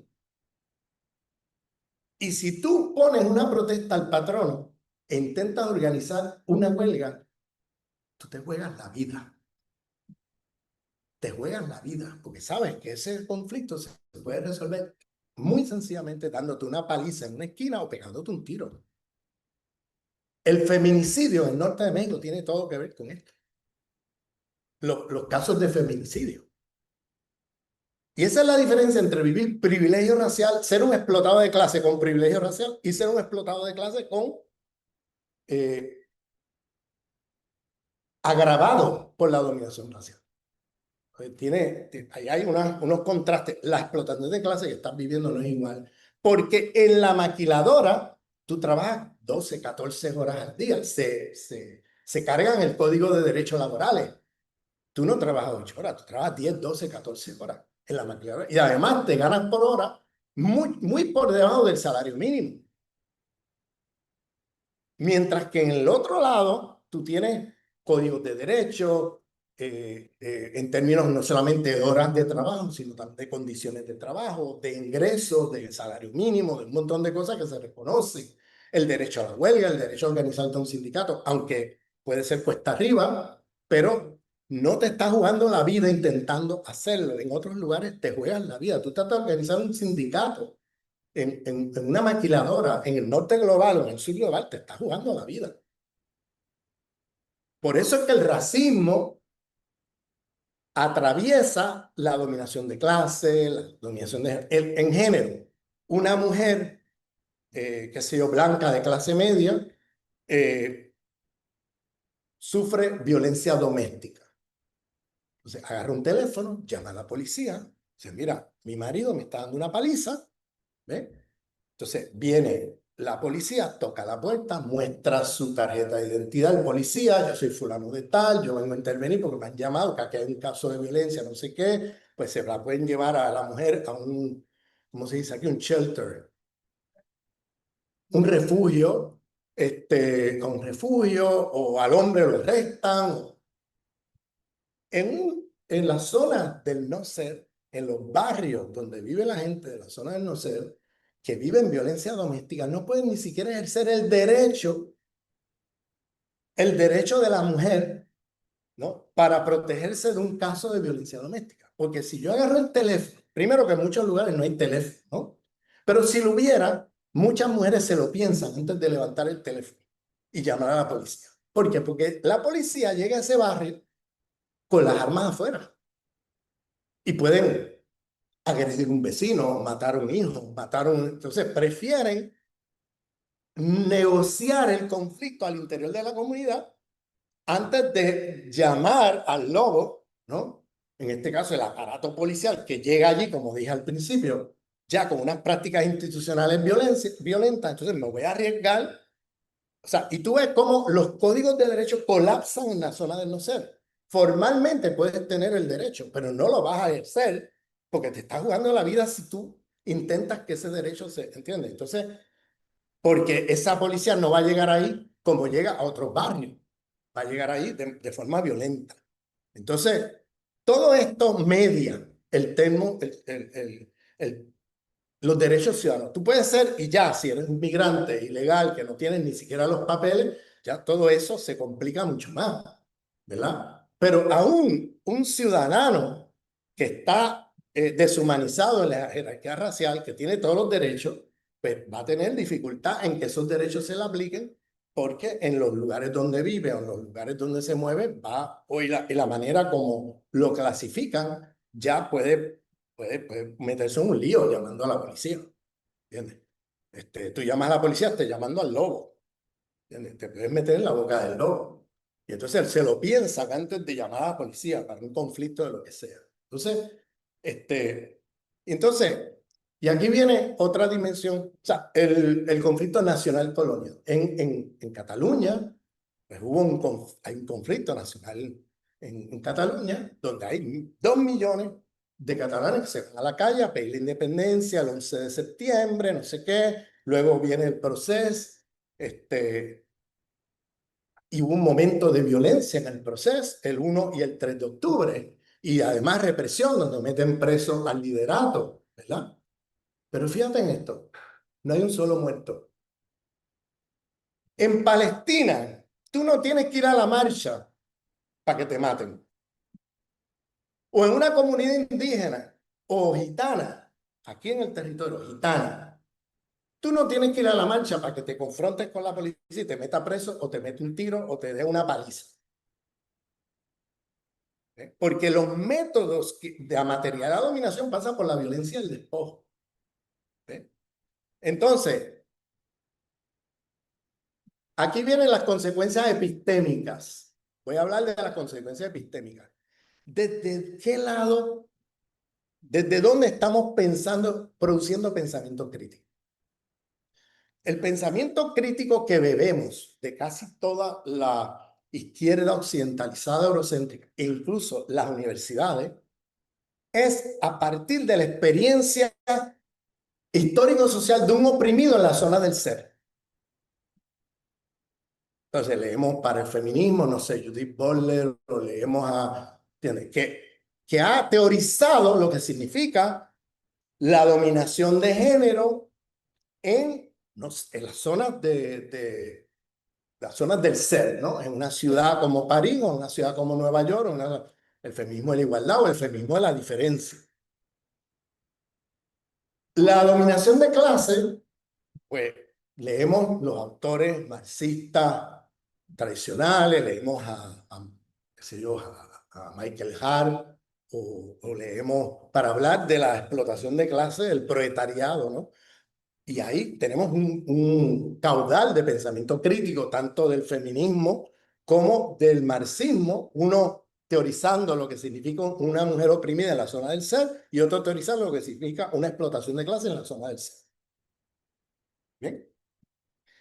Yo no tengo problema, vamos, la dominación nacional colonial, como dije hace un momento en Cataluña, dominación nacional colonial, pero vamos, hay momentos de violencia como excepción. En cambio, en la zona del no ser, la dominación nacional colonial, la violencia no es excepción, es una constante en las comunidades negras, comunidades indígenas, comunidades gitanas, comunidades, o sea, te estás confrontando con eso todos los días.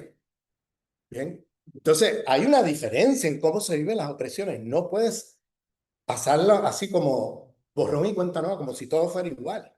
No, aquí hay diferencias cualitativas en cómo se viven estas opresiones.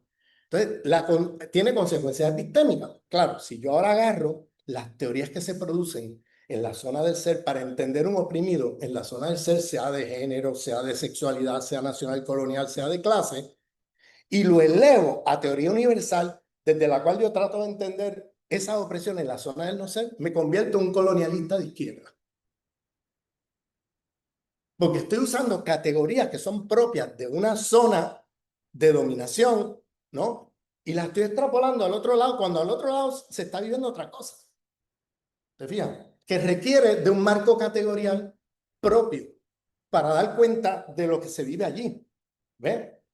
Entonces, por ejemplo, yo si quiero entender la explotación de clase en el otro lado de la línea de lo humano, pues yo tengo que leer a Walter Rodney, o tengo que leer a Fanon, o tengo que leer a Silvia Rivera Cusicanqui, o tengo que leer a Angela Davis, o sea, hay un cuerpo categorial de gente que ha pensado qué significa estar un explotado de clase en esa zona. Entonces, no puedo extrapolar las aportaciones de pensador y pensadora en la zona del ser, que pueden ser muy iluminadoras para entender lo que pasa acá en la zona del ser, pero no nos sirve de nada cuando las pasas para el otro lado. Entonces, yo no tengo problema si los pensadores y pensadoras de pensamiento crítico de la zona del ser me dijeran, mira, mi teoría tiene efectividad y tiene, yo lo que he estudiado es un oprimido aquí, por género, sexualidad, nacional colonial o clase, en la zona del ser. Yo no pretendo que mi teoría dé cuenta de lo que pasa al otro lado. Para eso léete estos otros autores que sí lo han pensado. Este es otro cuerpo de autores y autoras que han pensado lo que significa todo eso en el otro lado. Yo no tengo problema con eso. Yo tengo problema cuando se me vende las teorías que se producen críticas en la zona del ser como universales. Desde allí yo subsumo ahora todas las formas de dominación de clase o de género y subsumo todo allí. Y ahora esas teorías producidas desde una experiencia histórico-social muy particular, ahora yo las extrapolo al resto del mundo y me cargo todo el pensamiento crítico que se ha producido del otro lado. Y entonces me convierto en un colonizador de izquierda. Porque ahora voy a conceptualizar lo que pasa en el otro lado con las categorías de lo que pasa acá.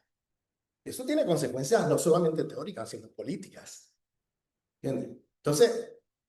Eh, entonces, ahí viene un tema de, bueno, entonces, ¿cómo logramos? Yo no estoy diciendo esto para descualificar la teoría crítica de este lado o la teoría crítica de este lado. Yo estoy diciendo esto para ver cómo podemos trabajar y luchar juntos. El oprimido aquí, el oprimido acá. Para empezar, el oprimido de la zona del ser no puede asumir una actitud paternalista y decirle al de la zona del no ser cómo tiene que luchar o cuáles son sus problemas. Yo sé mejor que tú cuál es tu problema de explotación de clase. Léeme a mí, porque yo sí lo entiendo mejor que tú. Ya estamos en el colonialismo, vamos, un colonialismo de izquierda, ¿no? O yo, mujer blanca occidental, yo tengo aquí la teoría de género, sexualidad, lo que sea, y yo te voy a decir a ti, mujer de la inferiorizada de la zona del no ser, cuál es tu problema y cómo tú lo vives y cómo, ¿entiendes? Entonces me cargo todo el pensamiento crítico del otro. O sea, así no se va a construir alianzas políticas. Tiene que haber un entendimiento teórico y político de lo que vive cada cual. Y desde ahí construimos puntos en común de unidad y de lucha, pero respetando lo que ocurre en cada lugar y entendiéndolo. Si no entendemos eso, y ahí viene el cortocircuito en la comunicación. Ahí viene un cortocircuito. Porque viene usualmente la izquierda occidentalizada de un marco categorial y teórico eurocéntrico. Piensa y produce pensamiento crítico desde un oprimido, la experiencia histórico-social de un oprimido en la zona del ser, y produce teoría que luego la vende como universal. Como esto es válido para todo, más allá de tiempo y espacio. No, perdóname, esto es válido para este tiempo y espacio. Acá hay otro tiempo y espacio que pasa por otras coordenadas y que requiere de otro marco categorial para dar cuenta de lo que pasa acá. Entonces, ahí tiene que haber un diálogo interepistémico de respeto, donde ya las categorías del universalismo, uno que define para todos qué es verdad, qué es realidad y qué es lo mejor para ti, se hace obsoleto.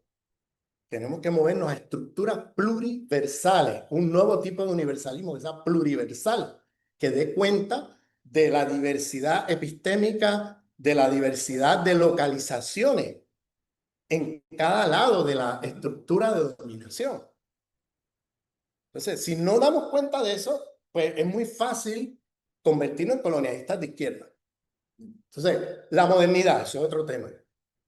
¿Cómo se vivió la modernidad dentro de la zona del ser? Muy diferente a cómo se vivió en la zona del no ser. Por eso los teóricos de la modernidad, de izquierda occidental, etcétera, celebran la modernidad como un proyecto emancipatorio. Y los teóricos de la modernidad, en el otro lado, caracterizan la modernidad como un sistema destructivo de la vida. Porque en un lado fue destrucción y en el otro fue mejoramiento de condiciones, porque eras un oprimido en la zona del ser y entonces recibiste las migajas de la dominación y explotación colonial imperial y por tanto tú subiste en el proceso de la modernidad en ese otro lado, en ese 10-15% de la humanidad, tú eras un oprimido allí, pero ese 10-15% se elevó ¿A través de qué? A través de un proceso que se le llama emancipatorio, ¿no? Porque ahora mucha de la gente, por ejemplo, un oprimido en la zona del ser, cuando piensa en sus ancestros, se siente en una mejor situación que como estaban sus ancestros. Miran para atrás y dicen, bueno, mis abuelos estaban mis bisabuelos, tatarabuelos, muy empobrecidos.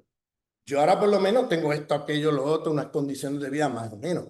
En el resto de la humanidad, en el sur global, cuando la gente tiene memoria del pasado, lo que ven es al revés. Ven que mis abuelos y tatarabuelos estaban mejor que como yo estoy hoy. Porque hubo un proceso de destrucción civilizatoria, donde pauperizan a las poblaciones con la expansión colonial. Entonces la gente mira la memoria del pasado, mis tatarabuelos estaban mejores que como yo estoy. O sea, la modernidad con un proceso destructivo, civilizatorio, de muerte. En cambio, en el otro lado se ve de otra manera. Entonces, eso también, esa geopolítica del conocimiento, tenemos que también como entender desde dónde se está teorizando estas cosas, desde qué lugar en el sistema mundo, para poder entender cómo entonces dialogamos, porque aquí hay unos diálogos muy difíciles, porque se está viviendo cosas muy diferentes. ¿Entiendes? Entonces, y bueno, lo mismo pasa con los métodos de liberación. No solamente la teoría, o sea, las consecuencias de esto que estoy diciendo tienen consecuencias sobre las teorías que producimos, sino también sobre la política. Por ejemplo, el antiesencialismo radical, que lo ve mucho en las teorías postestructuralistas, pues es propio de esa zona del ser donde las identidades están infladas, donde tú eres hiperhumanizado, tú tienes tu ego gigantesco. Y entonces en esa zona hace falta mucha deconstrucción y mucha, ponerle un alfiler al globo y desinflar, ¿entiendes? Y desinflar los egos de esa zona, porque tú has estado en un lugar que siempre se te ha dicho que tú eres superior, que tu cultura es superior, que tú eres mejor que los otros, que los demás son inferiores a ti. Y entonces en esa zona el antiesencialismo radical es colonial, porque si tú aplicas el antiesencialismo radical al otro, o sea, sirve para la zona del ser, pero no sirve para la zona del no ser. En la zona del no ser tú necesitas, tú vienes de autoestima baja, en el piso tú tienes tu autoestima, pues se te ha dicho que tú no sirves para nada, que tú eres un inferior, que tú eres esto, entonces tú necesitas inflar tu identidad, tu cultura, o sea, entonces si tú vienes con el antiesencialismo radical, en el momento que tú abres la boca para tú afirmar tu cultura, tu identidad, tu lengua, aquello, lo otro, tú eres esencialista, pues ya te conviertes en un colonialista de izquierda, porque no das oportunidad a los sectores en la zona del no ser a reconstruirse, ¿ves? Sino que estás aplicando un método que está bien para la zona del ser, porque ahí hay mucho identidad, ego, cultura inflado, porque son hiperhumanizados, y que hay que ponerle un alfiler para que se desinfle el globo y mostrarle entonces que ese método de liberación sirve para la zona del ser, pero no sirve para la zona del no ser, porque entonces si empezamos a aplicar el antiesencialismo radical en la zona de los oprimidos, en la zona del no ser, entonces no puedes reconstruirte. O sea, en el momento que abres la boca ya te callan la boca, porque eres esencialista. ¿No? Perdóname, es que hay un esencialismo estratégico, como diría, qué sé yo, Spivak, un esencialismo estratégico que es importante en la zona del no ser para reconstruir tu sentido y tu autoestima, o sea, porque has sido machacado ahí como tú no sirves para nada, ¿entiendes? Entonces, por tanto, pongo esos ejemplos para mostrar que no solamente esto que he descrito aquí como la estructura racial, ¿no? Este sistema de dominación estructurante afecta la producción teórica, pero también afecta los métodos de liberación. No pueden ser iguales. Los métodos de liberación en la zona del ser no pueden ser iguales a la zona del ser. Y los que usan los métodos de liberación de la zona del ser y lo extrapolan a la zona del no ser se convierten en colonialistas de izquierda. Porque terminan callándole la boca al otro lado porque tú eres esencialista o cosas por el estilo, ¿no? Eso para poner un ejemplo, pero hay muchos ejemplos de esto. Y bueno, digo esto porque hago todo porque tenemos que buscar la manera en que los oprimidos en la zona del ser puedan, pues se puedan construir alianzas entre oprimidos en la zona del ser y oprimidos en la zona del no ser. Pero esas alianzas no se pueden construir de manera ingenua, de que, somos todas mujeres oprimidas y viva la unidad de las mujeres, o somos proletariado del mundo unidos. No, no, espérate. ¿Unidos a qué? ¿Unidos en qué? O sea, vamos a ver cuáles son las condiciones de este proletariado, de aquel, en qué contexto, en qué, o sea, vamos, eso tenemos que entonces afinar este marco teórico que estoy dando aquí es para precisamente ver cómo, no para ahora, tú eres un proletario privilegiado, yo contigo no hablo, tú eres blanco, o tú eres un inferior, yo contigo no hablo, tú eres un migrante y no sé qué. O sea, no, ¿cómo vamos a entender de dónde viene cada cual, dónde está situado cada cual en el sistema? Y desde ahí entonces respetar el pensamiento crítico de lado y lado y entendernos. Entender ahí y buscar los puntos en común para luchar contra el sistema. Porque si no se hace eso, es que estamos perdidos, porque vamos a estar aquí siempre los oprimidos como los cangrejos que están en un cubo y uno va encima del otro, hundiendo al otro y no se sale del problema. No se puede luchar políticamente desde ahí si no entendemos de dónde viene cada cual, qué teoría, ¿entiendes? Y tiene que haber humildad, y tiene que haber las aportaciones de la teoría crítica de un oprimido en la zona del ser, pues tiene que tener la humildad también de entender que esto yo lo teoricé a partir de aquí. No pretendo que mi teoría me haga entender lo que pasa con un proletario en el Congo. O sea, no, yo tengo que tener la humildad de saber que estas teorías tienen unos límites, ¿entiendes? Y que no puedo extrapolar así. Y entonces nos convertimos en colonialistas de izquierda, ¿no? Entonces, yo un poco lanzaba esto porque, claro, en el Estado español, si no hay una alianza entre los pueblos dominados, las naciones sin soberanía, el Estado, con los pueblos que están siendo inferiorizados racialmente, si no hay esa alianza, si no tenemos esos espacios de diálogo, de entendimiento, etcétera, pues estamos perdiendo una oportunidad histórica. ¿Ve? Porque ahí precisamente se cocinan, sobre todo en un lugar como, por ejemplo, Cataluña, para darte un ejemplo. O sea, ahí hay como millones de personas que están en la zona del no ser. ¿Ve? Y entonces, vamos, todo eso tiene que de alguna manera dar cuenta de eso, pero no se puede dar cuenta de eso si yo, como sujeto inferiorizado racialmente, llego. Tú eres blanco. No, tú. No, lo primero que tenemos que hacer es reconocer la opresión nacional que viven los catalanes. Desde ahí empezamos el diálogo. Yo reconozco tu opresión. Yo reconozco y te apoyo frente al Estado español, porque somos antiimperialistas españoles. Estoy contigo, pero oye, tienes que también oír mi parte de la historia, porque también en la catalanidad hay estos problemas, que yo también vivo discriminación racial de tu nación. Entonces, ahí se establecen los diálogos, pero no puedes ir diciendo, tú eres izquierda blanca, yo contigo no hablo, o yo contigo no. ¿Qué política vas a construir desde ahí? Y eso es lo que está pasando. ¿Qué política tú puedes construir desde ahí?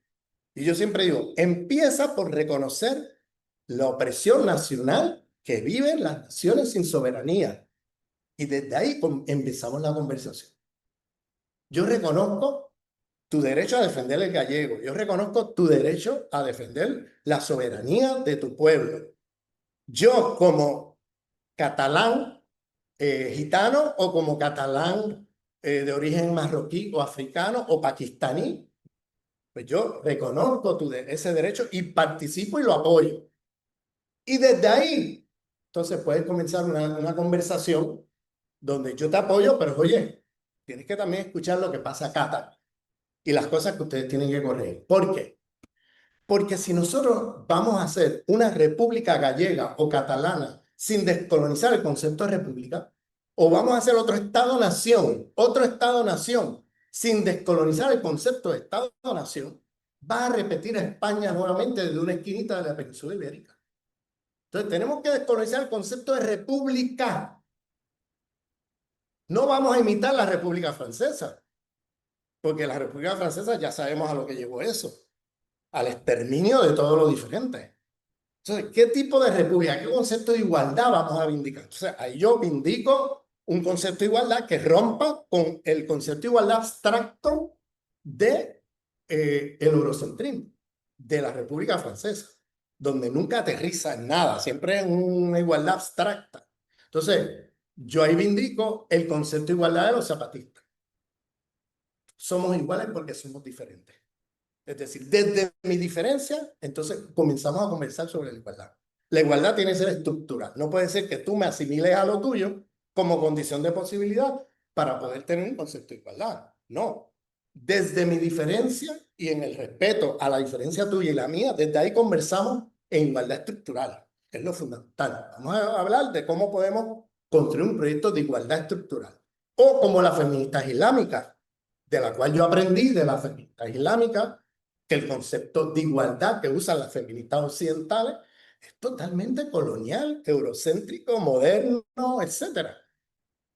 ¿Por qué? Porque ellas dicen, mira, ¿qué pasa si tú, en una relación de dominación de género, por ejemplo, privilegias la igualdad abstracta nuevamente? Mira, terminas en la doble jornada. Porque el tema no es la igualdad, el tema es la justicia. Entonces ellas me dicen, tenemos que subordinar la igualdad a la justicia.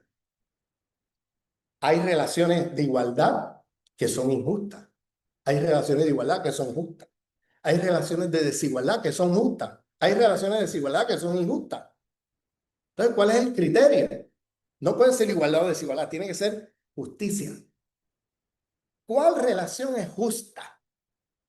Eso yo lo aprendí de las feministas islámicas como una crítica a la modernidad occidental, donde ellas dicen, mira, en el Corán tenemos un concepto súper radical de la igualdad, pero para nosotros ese no es el tema es la justicia. Porque si yo hago de la igualdad otro abstracto universal y dejo la justicia de lado, entonces voy a terminar como pasa con el feminismo occidental en la doble jornada, donde ahora me veo un igual, pero un igual sin justicia. Y entonces, ¿a dónde llegamos?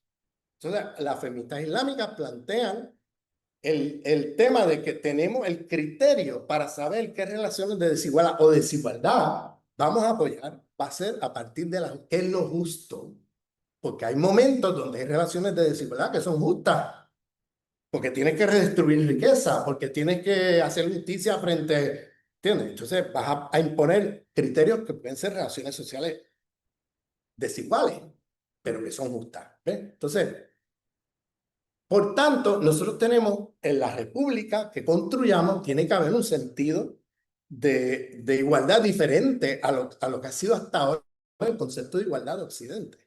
Pues si no, con las mejores intenciones del mundo, construimos sociedades futuras, República Gallega, Vasca o lo que sea, otra vez repitiendo los problemas de esas repúblicas que hemos visto ya a dónde llegaron. Entonces, el otro tema es el tema del Estado-Nación. ¿Qué vamos a hacer? Otro Estado-Nación, donde hay una identidad, una lengua, un pueblo y una que va a corresponder de uno a uno con la identidad de la población, con la identidad del Estado. O sea, eso es una ficción. Eso ha creado más problemas que soluciones. Donde quiera que se ha puesto este concepto de Estado-Nación, estamos en situaciones de exterminio en algunos lugares, en otros lugares en situaciones de exclusión, inferiorización, etc. Entonces, ¿qué necesitamos? Bueno, vamos a mirar el concepto de estados plurinacionales, no multiculturales, plurinacionales, no lo que dice Podemos, porque Podemos agarró eso, el de plurinacional, para meterle un contenido de multiculturalismo liberal, que no tiene nada que ver con el concepto plurinacional de los pueblos originarios en las Américas, rompiendo con el Estado-Nación y el reconocimiento que hay múltiples cosmovisiones, múltiples identidades dentro de un Estado. O sea, hay catalanes gitanos, hay catalanes pakistaníes, hay catalanes marroquíes, hay catalanes que hablan árabe, que hablan urdu, que hablan Entonces, ¿qué vas a hacer? Otra república más donde la catalanidad blanca occidental se impone como la norma y ahora, o sea, yo entiendo que hoy día, en una sociedad como la catalana o la gallega, que el catalán sea una lengua que sea obligatoria en las escuelas. Si no, va a pasar como pasa en Galicia, que el gallego está en proceso de desaparición. O sea, yo entiendo que en este contexto, bajo dominación del Estado español, tengas que hacer eso. Pero una vez tú tienes, que ya derrotas al Estado español, que tienes una república, etcétera, tú no tienes necesariamente que hacer eso porque ya no tienes el Estado opresor ahí, sino que tú puedes crear instituciones con diversidad lingüística. Que los pakistaníes del Raval quieren una escuela que se hable en urdu, mira, ahí está. Tengan su escuela y aprendan urdu y claro, van a aprender catalán también, pero, o sea, puedes tener una escuela con otra lengua, con otra, o que los gitanos de Cataluña, que es una enorme población en Cataluña, quieren, qué sé yo, el romaní. Pues mira, que tengan el romaní. O sea, yo en el movimiento catalán siempre me está curioso que la Cataluña Norte, en la Cataluña Norte, los catalanoparlantes son gitanos en la Cataluña Norte, en Perpiñón, en el sur de Francia. Son los que mantienen el catalán, pero silencio. Los catalanes siempre buscan a la élite blanca de allí que no habla catalán, que están asimilados al francés, pero que tienen apellidos catalanes, y los ponen y van allí, dialogan, y, no sé, y realmente los que llevan la cultura catalana son los gitanos. Son los únicos que mantienen el catalán en el sur de Francia. Y entonces en el movimiento catalán no se habla de eso, es como un tabú. ¿Te fijas? Entonces, y ya no te hablo de los catalanes gitanos que viven en Cataluña, o sea, en la Cataluña. Entonces, ahí estamos, vamos, en una situación. Bueno, voy a parar aquí para abrir la discusión y cualquier pregunta, cuestionamiento, crítica, entremos a...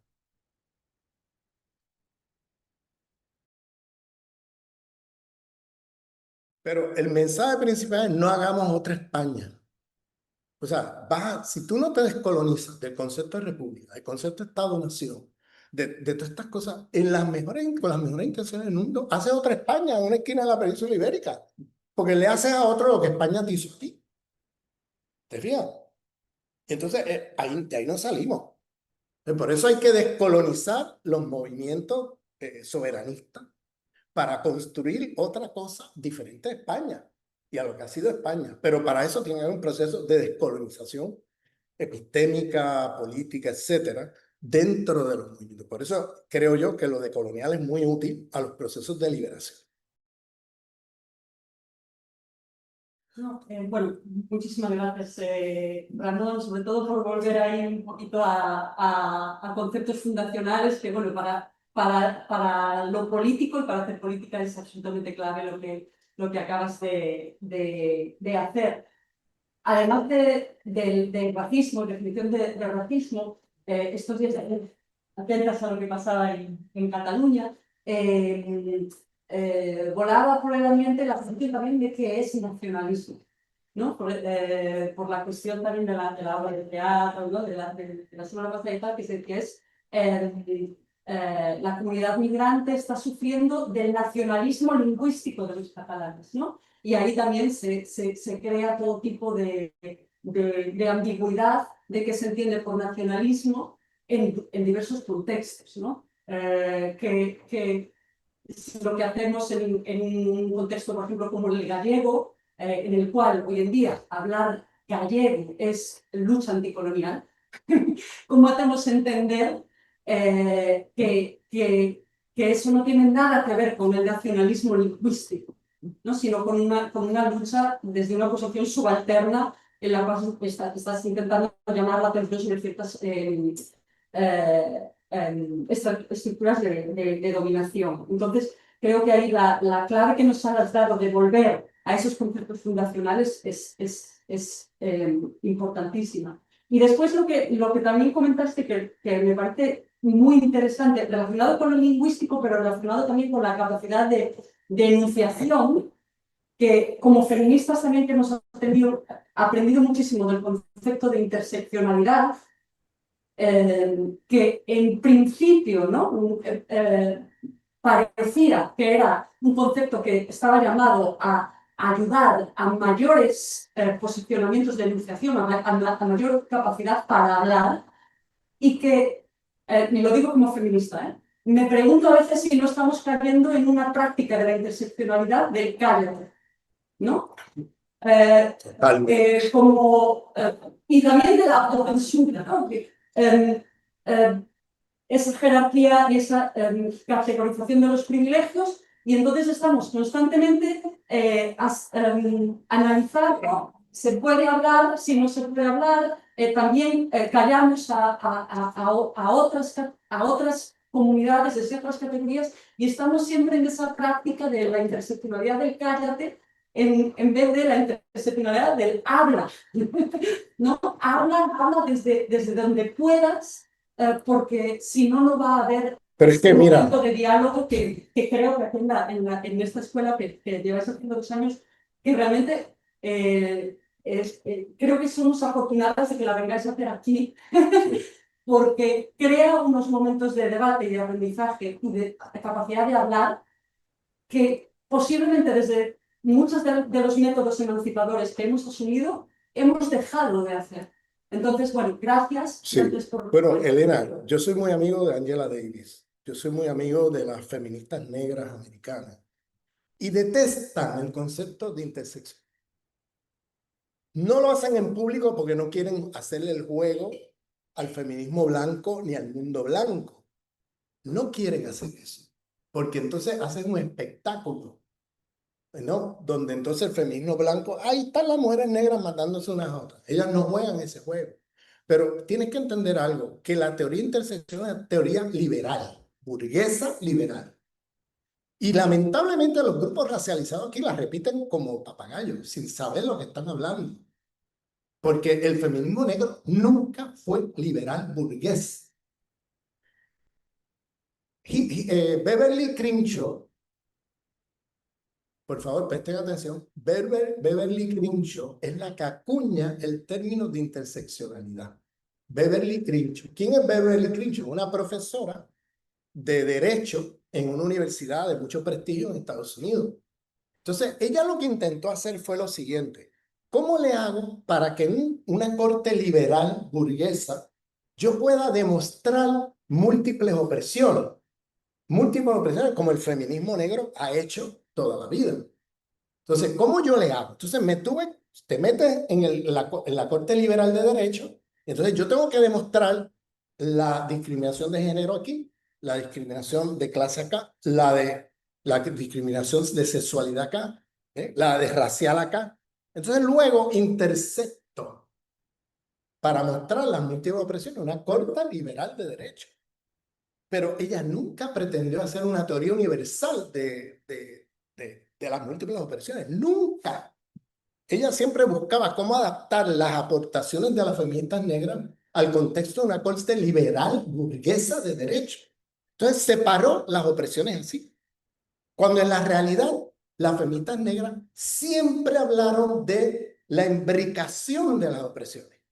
Las opresiones no ocurren de que aquí ocurre la discriminación de clase y por allá la de sexualidad y por acá. No, no, está en un solo cuerpo, en un solo proceso de imbricación, donde tú tienes la imbricación de múltiples opresiones en un solo contexto, no que están separados aquí, no que tú vives allá opresión de clase y por allá vives, no, no, es que la estás viviendo simultáneamente, de manera imbricada. El concepto de, por ejemplo, el Kumbaya Collective, que está Barbara Smith, la famosa feminista negra, era interlocking. Nunca fue interseccionalidad, era interlocking. ¿Qué era interlocking? La imbricación. El concepto de Angela Davis era la multiplicidad de opresiones. Como, por ejemplo, una de las aportaciones es como una mujer negra en un contexto de dominación racial blanco no es mujer, es hembra. Y entonces, porque lo racial se impone sobre lo de género. Entonces las mujeres negras no eran vistas como mujeres, eran vistas como hembras, como animales. Entonces ya muestra cómo la categoría de género tiene unos límites, porque en el mundo de la zona de un oprimido, en la zona del no ser, una mujer negra en los contextos de esclavitud, de apartheid y todo eso, era vista más como hembra que como mujer. Los derechos de mujer y la dominación patriarcal de mujer era un privilegio a la mujer blanca. Esto lo dice Angela Davis. Y claro, ¿cómo entiendes eso? Porque están imbricadas estas opresiones, no están separadas. Entonces, lo que hace la interseccionalidad es un esquema liberal burgués que separa las opresiones de una manera falsa. Y entonces, aquí viene el problema. ¿Cuáles son las consecuencias políticas? Ahora estamos en lo que llama Angela Davis las Olimpiadas de las opresiones. Yo tengo 4 opresiones, tú tienes 2, pues yo tengo más derecho que tú a hablar. Pues yo estoy más oprimido que tú. Pues yo estoy, entonces, las feministas negras siempre hablaron de multiplicidad de opresiones para hablar de coaliciones políticas, de cómo nos unimos frente al poder imperial colonial, porque todas eran antiimperialistas y anticoloniales, todas, sin excepción. Eso de momento desaparece el antiimperialismo, desaparece el anticolonialismo, todo eso desaparece y se convierte ¿en qué?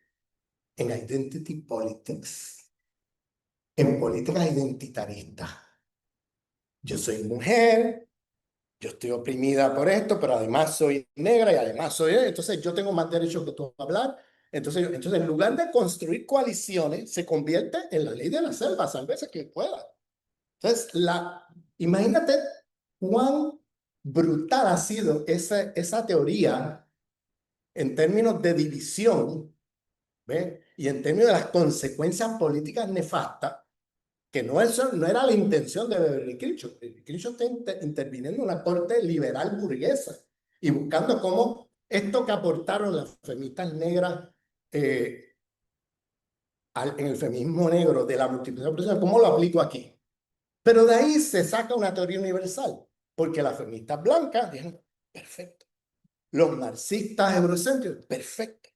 Porque ahora yo voy a argumentar lo siguiente. Yo, mujer blanca, yo estoy contigo, mujer negra, porque yo estoy explotada de clase como tú. Yo estoy igual que tú como en dominación de género. Yo estoy igual que tú en dominación de sexualidad. Pero en clase, en raza, es donde único estamos separados. Pero los demás estamos en el mismo sitio. Porque ha separado las opresiones, ¿te fijas? De una manera liberal burguesa.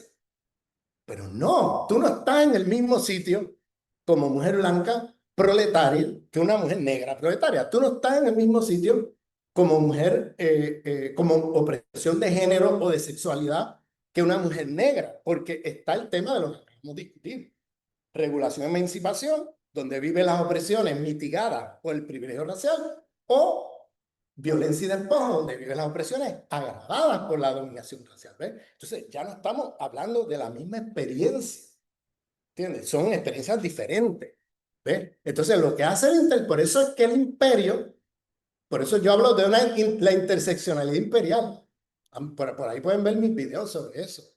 Porque lo que hace el imperio entonces es lo siguiente. Ahora, con USAID, ¿bien? ¿Qué hace el imperio? Te da dinero, tú eres feminista. Aquí está dinero para que tú luches en las embajadas de los Estados Unidos, por el mundo. Esto en América Latina es fuertísimo.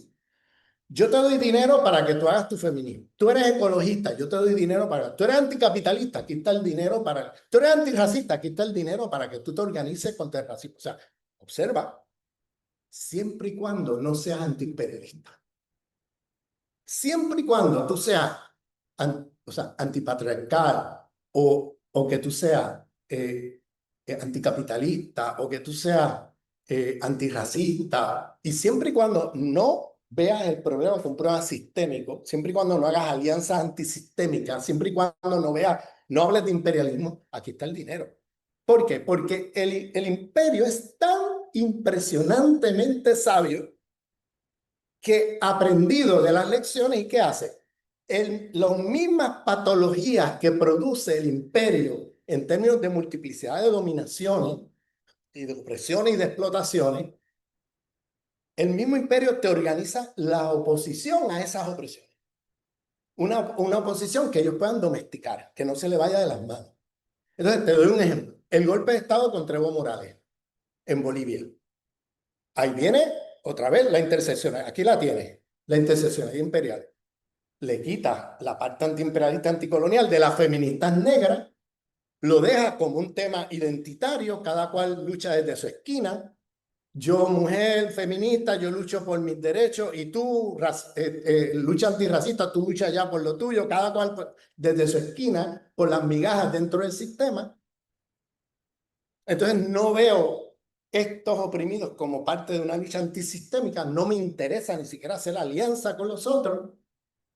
¿Ven? Entonces recibo toda esta pasta del Imperio Americano, viene un golpe de Estado contra Evo Morales, ¿y qué pasó? Esto sí que es impresionante lo que pasó. Aparecieron los ecologistas de la USAID diciendo que Evo Morales, esto no es un golpe de Estado, esto es una revolución popular contra un mal gobierno. Y aparecen los ecologistas diciendo que Evo Morales es un mal gobierno porque quemó las Amazonas. Perdóname, las Amazonas las quemó Bolsonaro. Pero se vendió la idea que era Evo Morales que había quemado las Amazonas, si se acuerdan. Luego aparecen las feministas pagadas por el imperio. No, es que él es machista. Luego aparecen los antirracistas pagados por el imperio. No, es que él es racista. No, es que... Entonces, aquí no hay un golpe de Estado. Aquí lo que hay es un golpe de Estado imperialista de los blancos criollos desde la embajada americana para tumbar el gobierno del el único presidente indígena electo, ¿no?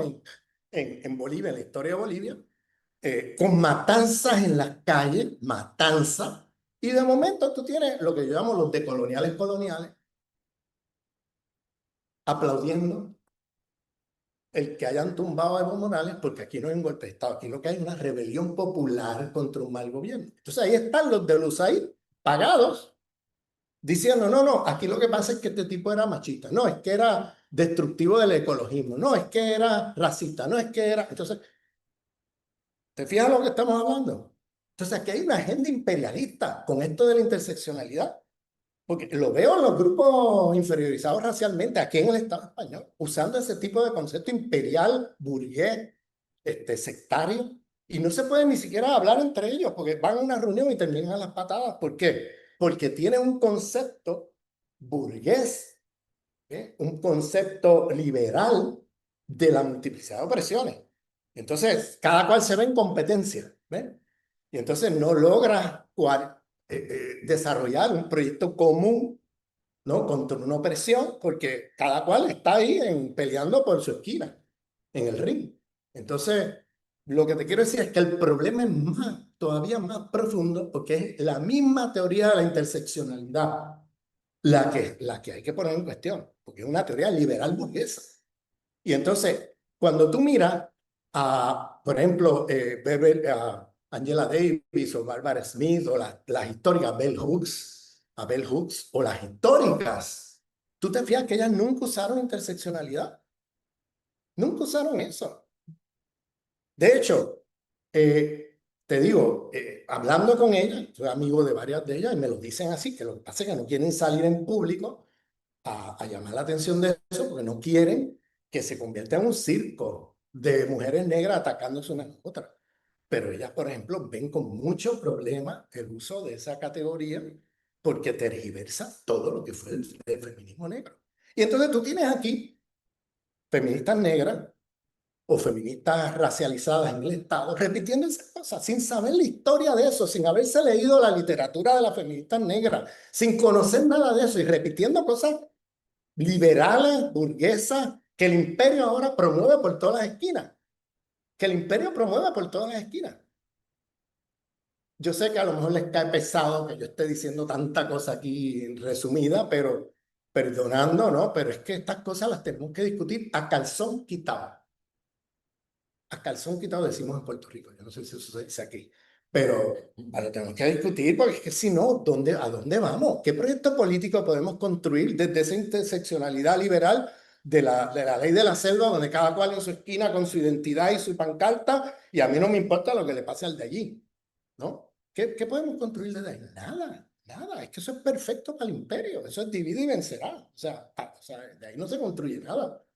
¿Entiendes? Y lo mismo digo del tema que ya mencioné aquí, del tema del racismo, del tema de, o sea, cómo toda esta, creo yo, confusión ideológica es tan grande que no es solamente que ocurre en los grupos de la izquierda occidentalizada, o sea, que puede ser izquierda soberanista, que tenga un marco teórico occidental, occidentalizado, ¿bien?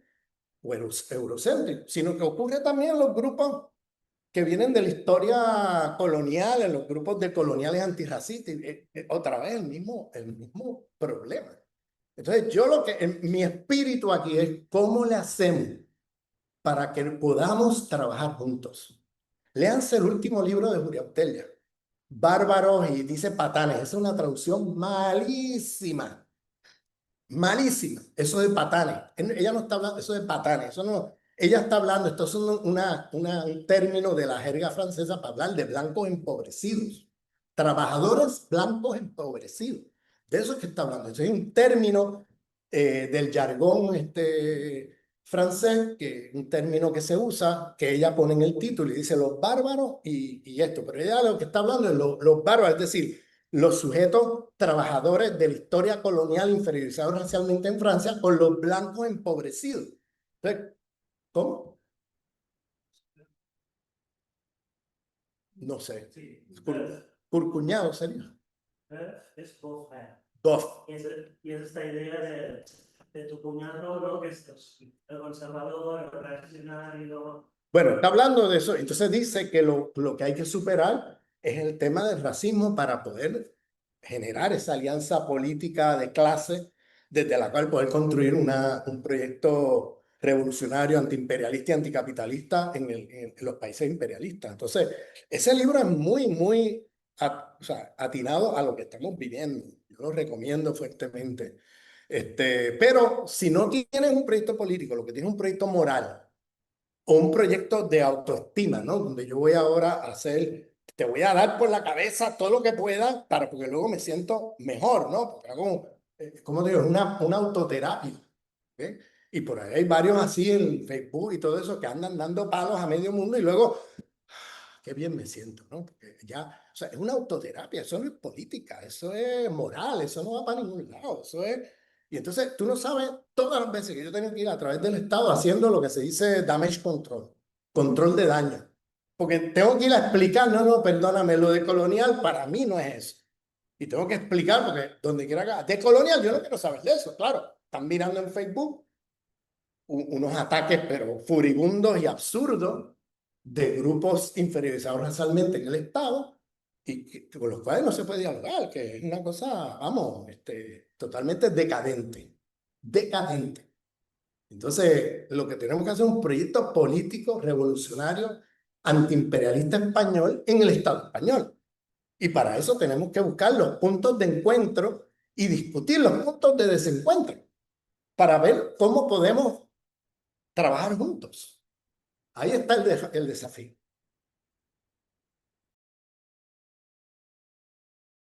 Sí, bueno, yo creo que tiene que pasar un diálogo interepistémico de reconocimiento al dolor del otro.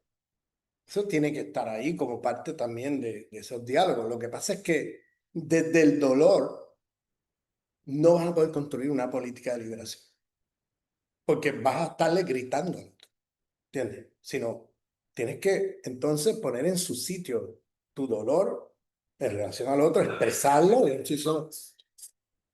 No estoy diciendo, no estoy diciendo que no se exprese, que no se dialogue, que no se ponga en la mesa, pero no puede ser como ocurre ahora, donde vienen grupos inferiorizados racialmente en el Estado, se meten en los espacios, por ejemplo, en Cataluña, en medio del proceso, atacando el movimiento catalán en medio del proceso. Entonces tú estás con el Estado español, tú estás con el Estado imperialista español. Si tú estás en medio del proceso, atacando el el proceso catalán, que es racista, es esto, es aquello, perdóname, tienes que reconocer la lucha justa de quien sea que esté luchando y partir de ahí para hacer un diálogo. Pues sí, yo veo racismo en tu movimiento, pero yo te apoyo en tus demandas. Pues tus demandas son justas frente al Estado imperialista español. Y yo no me voy a poner del lado del Estado imperialista contra ti. No voy a jugar ese juego. Pero ese es el juego que juegan muchos racializados en el Estado. Porque no hacen política, hacen moral. Si tú haces moral, pues terminas en eso. ¿Entiendes? No transformas nada. ¿Ves? Entonces, yo empecé donde empecé esta escuela, porque quería dar un panorama general de lo que es el proyecto de Colonial, pero mira dónde estoy terminando. Esta intervención de hoy yo la tenía planificada antes de que subieran los debates aquí, porque yo entiendo que es necesario una mirada de colonial de la lucha de liberación dentro del Estado español. Entonces, aquí tú tienes, por ejemplo, la izquierda españolista, que son antiimperialistas yanquis, y tú los oyes y tú dices, mira qué bueno, están con nosotros en América Latina, y están con los indígenas de Chiapas y Bravo, pero tienen al lado un marroquí, un africano, y se comportan como cualquier otro españolista. Y tienen además, ven su lucha como parte o sea, de defensa del Estado español. De momento está el proceso catalán y ellos se van del lado del Estado, a atacar el proceso. Si yo fuera catalán, yo no votaba en ese referéndum. Y llamando a no votar. ¿Te acuerdas de eso? Pablo Iglesias. O sea, hay que distinguir la izquierda españolista de la izquierda soberanista. Y son dos cosas que no podemos colapsarlas. Y tenemos que entender quiénes son nuestros amigos, quiénes son nuestros enemigos, quiénes son... O sea, es un proyecto de liberación. Pero aquí todo aquí todo está mezclado y hay gente que está atacando a todo el mundo por igual, izquierda blanca, aquí todo es izquierda blanca, y ya con eso te crees que has hecho la gran contribución. No, perdóname, estás haciendo moral, no estás haciendo política, no estás transformando el mundo, no estás viendo quién es el enemigo y quiénes son los potenciales aliados y cómo nos organizamos y qué hacemos para que esas contradicciones podamos superarlas, ¿entiendes? Y podamos trabajar juntos, ¿ves? Si no hacemos eso, pues estamos fritos. Entonces lo de colonial se convierte en otra moda más, en otra moral, en un nuevo movimiento moralista, ¿entiendes? Y donde tú quedas siempre bien, o sea, yo puedo pararme aquí y darle palo a todo el mundo por igual. Y quedo súper bien, quedo guay, ¿eh? Porque no me embarro las manos con la política. O sea, quedo impecable. Yo critico todo y a todos, ¿entiendes? Y todos son lo mismo. Oh, perdóname, eso no es hacer política. La política siempre es identificar en donde tú te encuentres quién es el enemigo principal y quiénes son tus potenciales aliados. Y los métodos que tú usas contra el enemigo no pueden ser los mismos que tú usas para bregar con las contradicciones con tus potenciales aliados. No pueden ser los mismos métodos. Pues si no, no vas a construir nada positivo. Vas a ser una máquina destructiva del potencial y las posibilidades de transformación. ¿Te fijas? Y eso es lo que yo veo. Y esto que estoy diciendo aquí tiene un costo político enorme. Porque esto no gusta. Cuando yo lo digo de esta manera tan cruda, ni en ciertos soberanismos, ni en ciertos militantes antirracistas de colonial. No gusta. Esto choca. ¿Entiendes? Pero es que si no, ¿a dónde vamos? ¿A dónde vamos a llegar con esto si no atajamos este problema? ¿Entiendes? Entonces, claro, no, esto es izquierda blanca, no son racistas, no, aquí esa gente no. No, no, perdóname, mira el ejemplo de Julia Botella. Peor izquierda que la que tenía Julia Botella no vas a encontrar. Y mira lo que ha logrado Julia Botella. Porque no se posicionó no se posicionó de una manera antagónica con tus potenciales aliados, sino que los confrontó, pero los confrontó de una manera respetuosa, de una manera entrándole a los puntos de unidad donde podemos trabajar juntos, demostrándoles que sí podemos trabajar juntos, que sí se puede, ¿entiendes? Diciéndoles, oye, si tú sigues con ese racismo, tú no vas para ningún lado, tú izquierda blanca francesa. y debatiendo con ellos, apoyándolos en las cosas justas de ellos. No es apóyame a mí, a mí, a mí, y si tú no me apoyas, yo no te voy a apoyar a ti. ¿Dónde tú vas con eso? ¿Qué es lo que pasa aquí? Pero el BNG, pero ¿en qué me apoya a mí el BNG? Yo soy un racializado aquí en Galicia, y el BNG, bueno, eso es un movimiento de la izquierda blanca.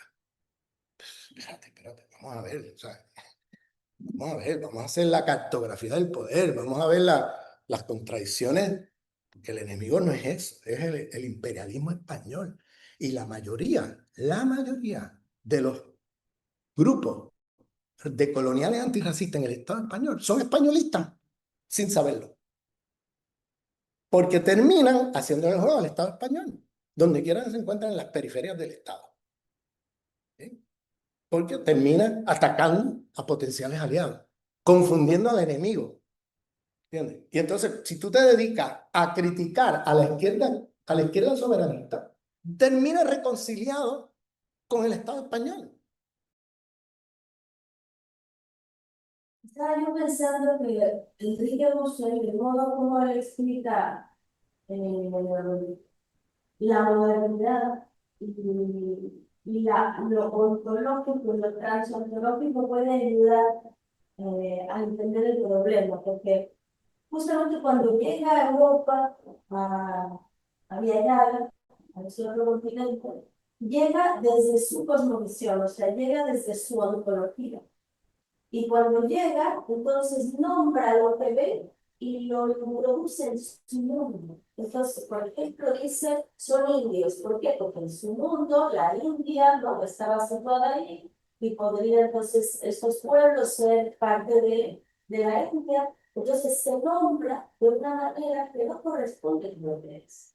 O sea, digamos, tú llegas con tu ontología y le pones al otro, le impones un sello, le impones un mundo. Entonces, si nosotros no sabemos situar las cosas, ¿no? Si no sabemos entender las reglas de ese otro mundo al cual estamos jugando, podemos caer justamente en eso. O sea, en el error de la humanidad, que es situarte desde tu ego y desde tu ego nombrar lo que está pasando, sin un diagnóstico como más real desde lo que está pasando en el lugar que está pasando. ¿Me entiendes? Entonces creo que para poder hacer una crítica, ¿no?, en otro mundo, primero tú tienes que saber situar las piezas del otro mundo, porque si no, tú vas a llegar como a imponerle una etiqueta, ¿no?, o imponerle un nombre y puedes estar encubriendo la realidad que está viviendo, ¿no? Entonces, por ejemplo, tú llegas a hacer una crítica y al final esa crítica, como dice, no puede ser instrumentalizada porque en ese mundo se juegan otras reglas que tú a lo mejor no has entendido del todo. Entonces, como que es importante saber leer el mundo desde las reglas de ese mundo. Y entonces así, para que tú aprendas a ponerle un nombre que realmente sea verdadero al fenómeno que estás tratando de describir. Porque efectivamente hay Sí. otras lógicas que tú puedes no entender y estar como imponiendo con una visión desde fuera. ¿Quién? Que pues realmente no es más lo que pasa, No. si ni siquiera se entiende como tú lo has dicho, o sea, va a ser inmediatamente tergiversado en ese otro mundo. Es decir, hay que como que saber situarlo. Uno normalmente somos bien ontológicos, o sea, normalmente partimos desde nuestro ego, desde nuestro Mire, yo estoy trabajando y yo no estoy entendiendo lo que me están diciendo, así que te voy a contar porque no puedo hablar. Muchas gracias. O sea, y justamente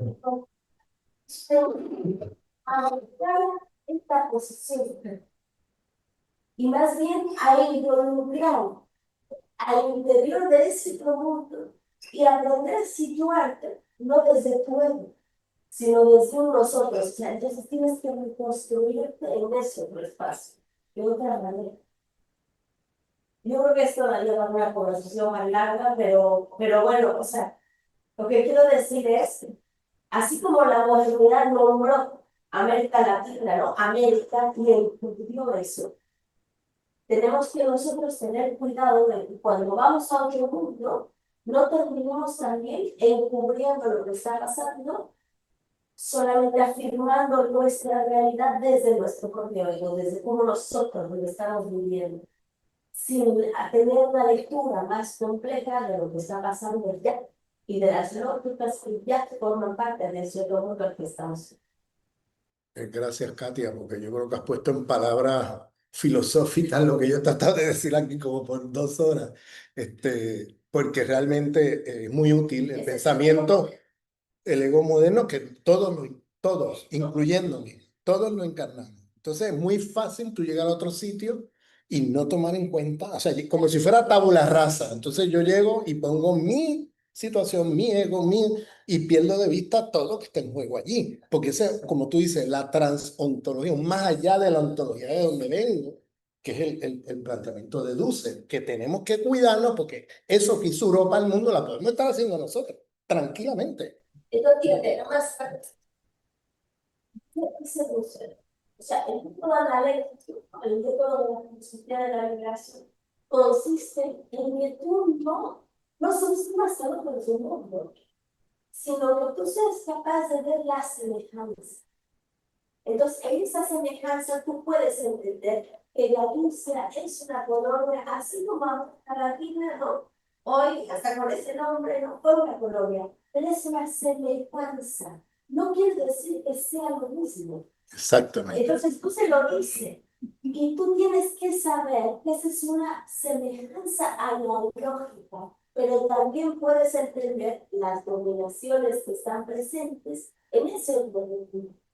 Y no quiere decir que son lo mismo ni en el mismo grado. Katia, y es que si tú sacas la palabra colonial y pones clase o pones género, es lo mismo. O sea, la dominación de género de una mujer racializada no va a ser igual que una mujer racializada positivamente.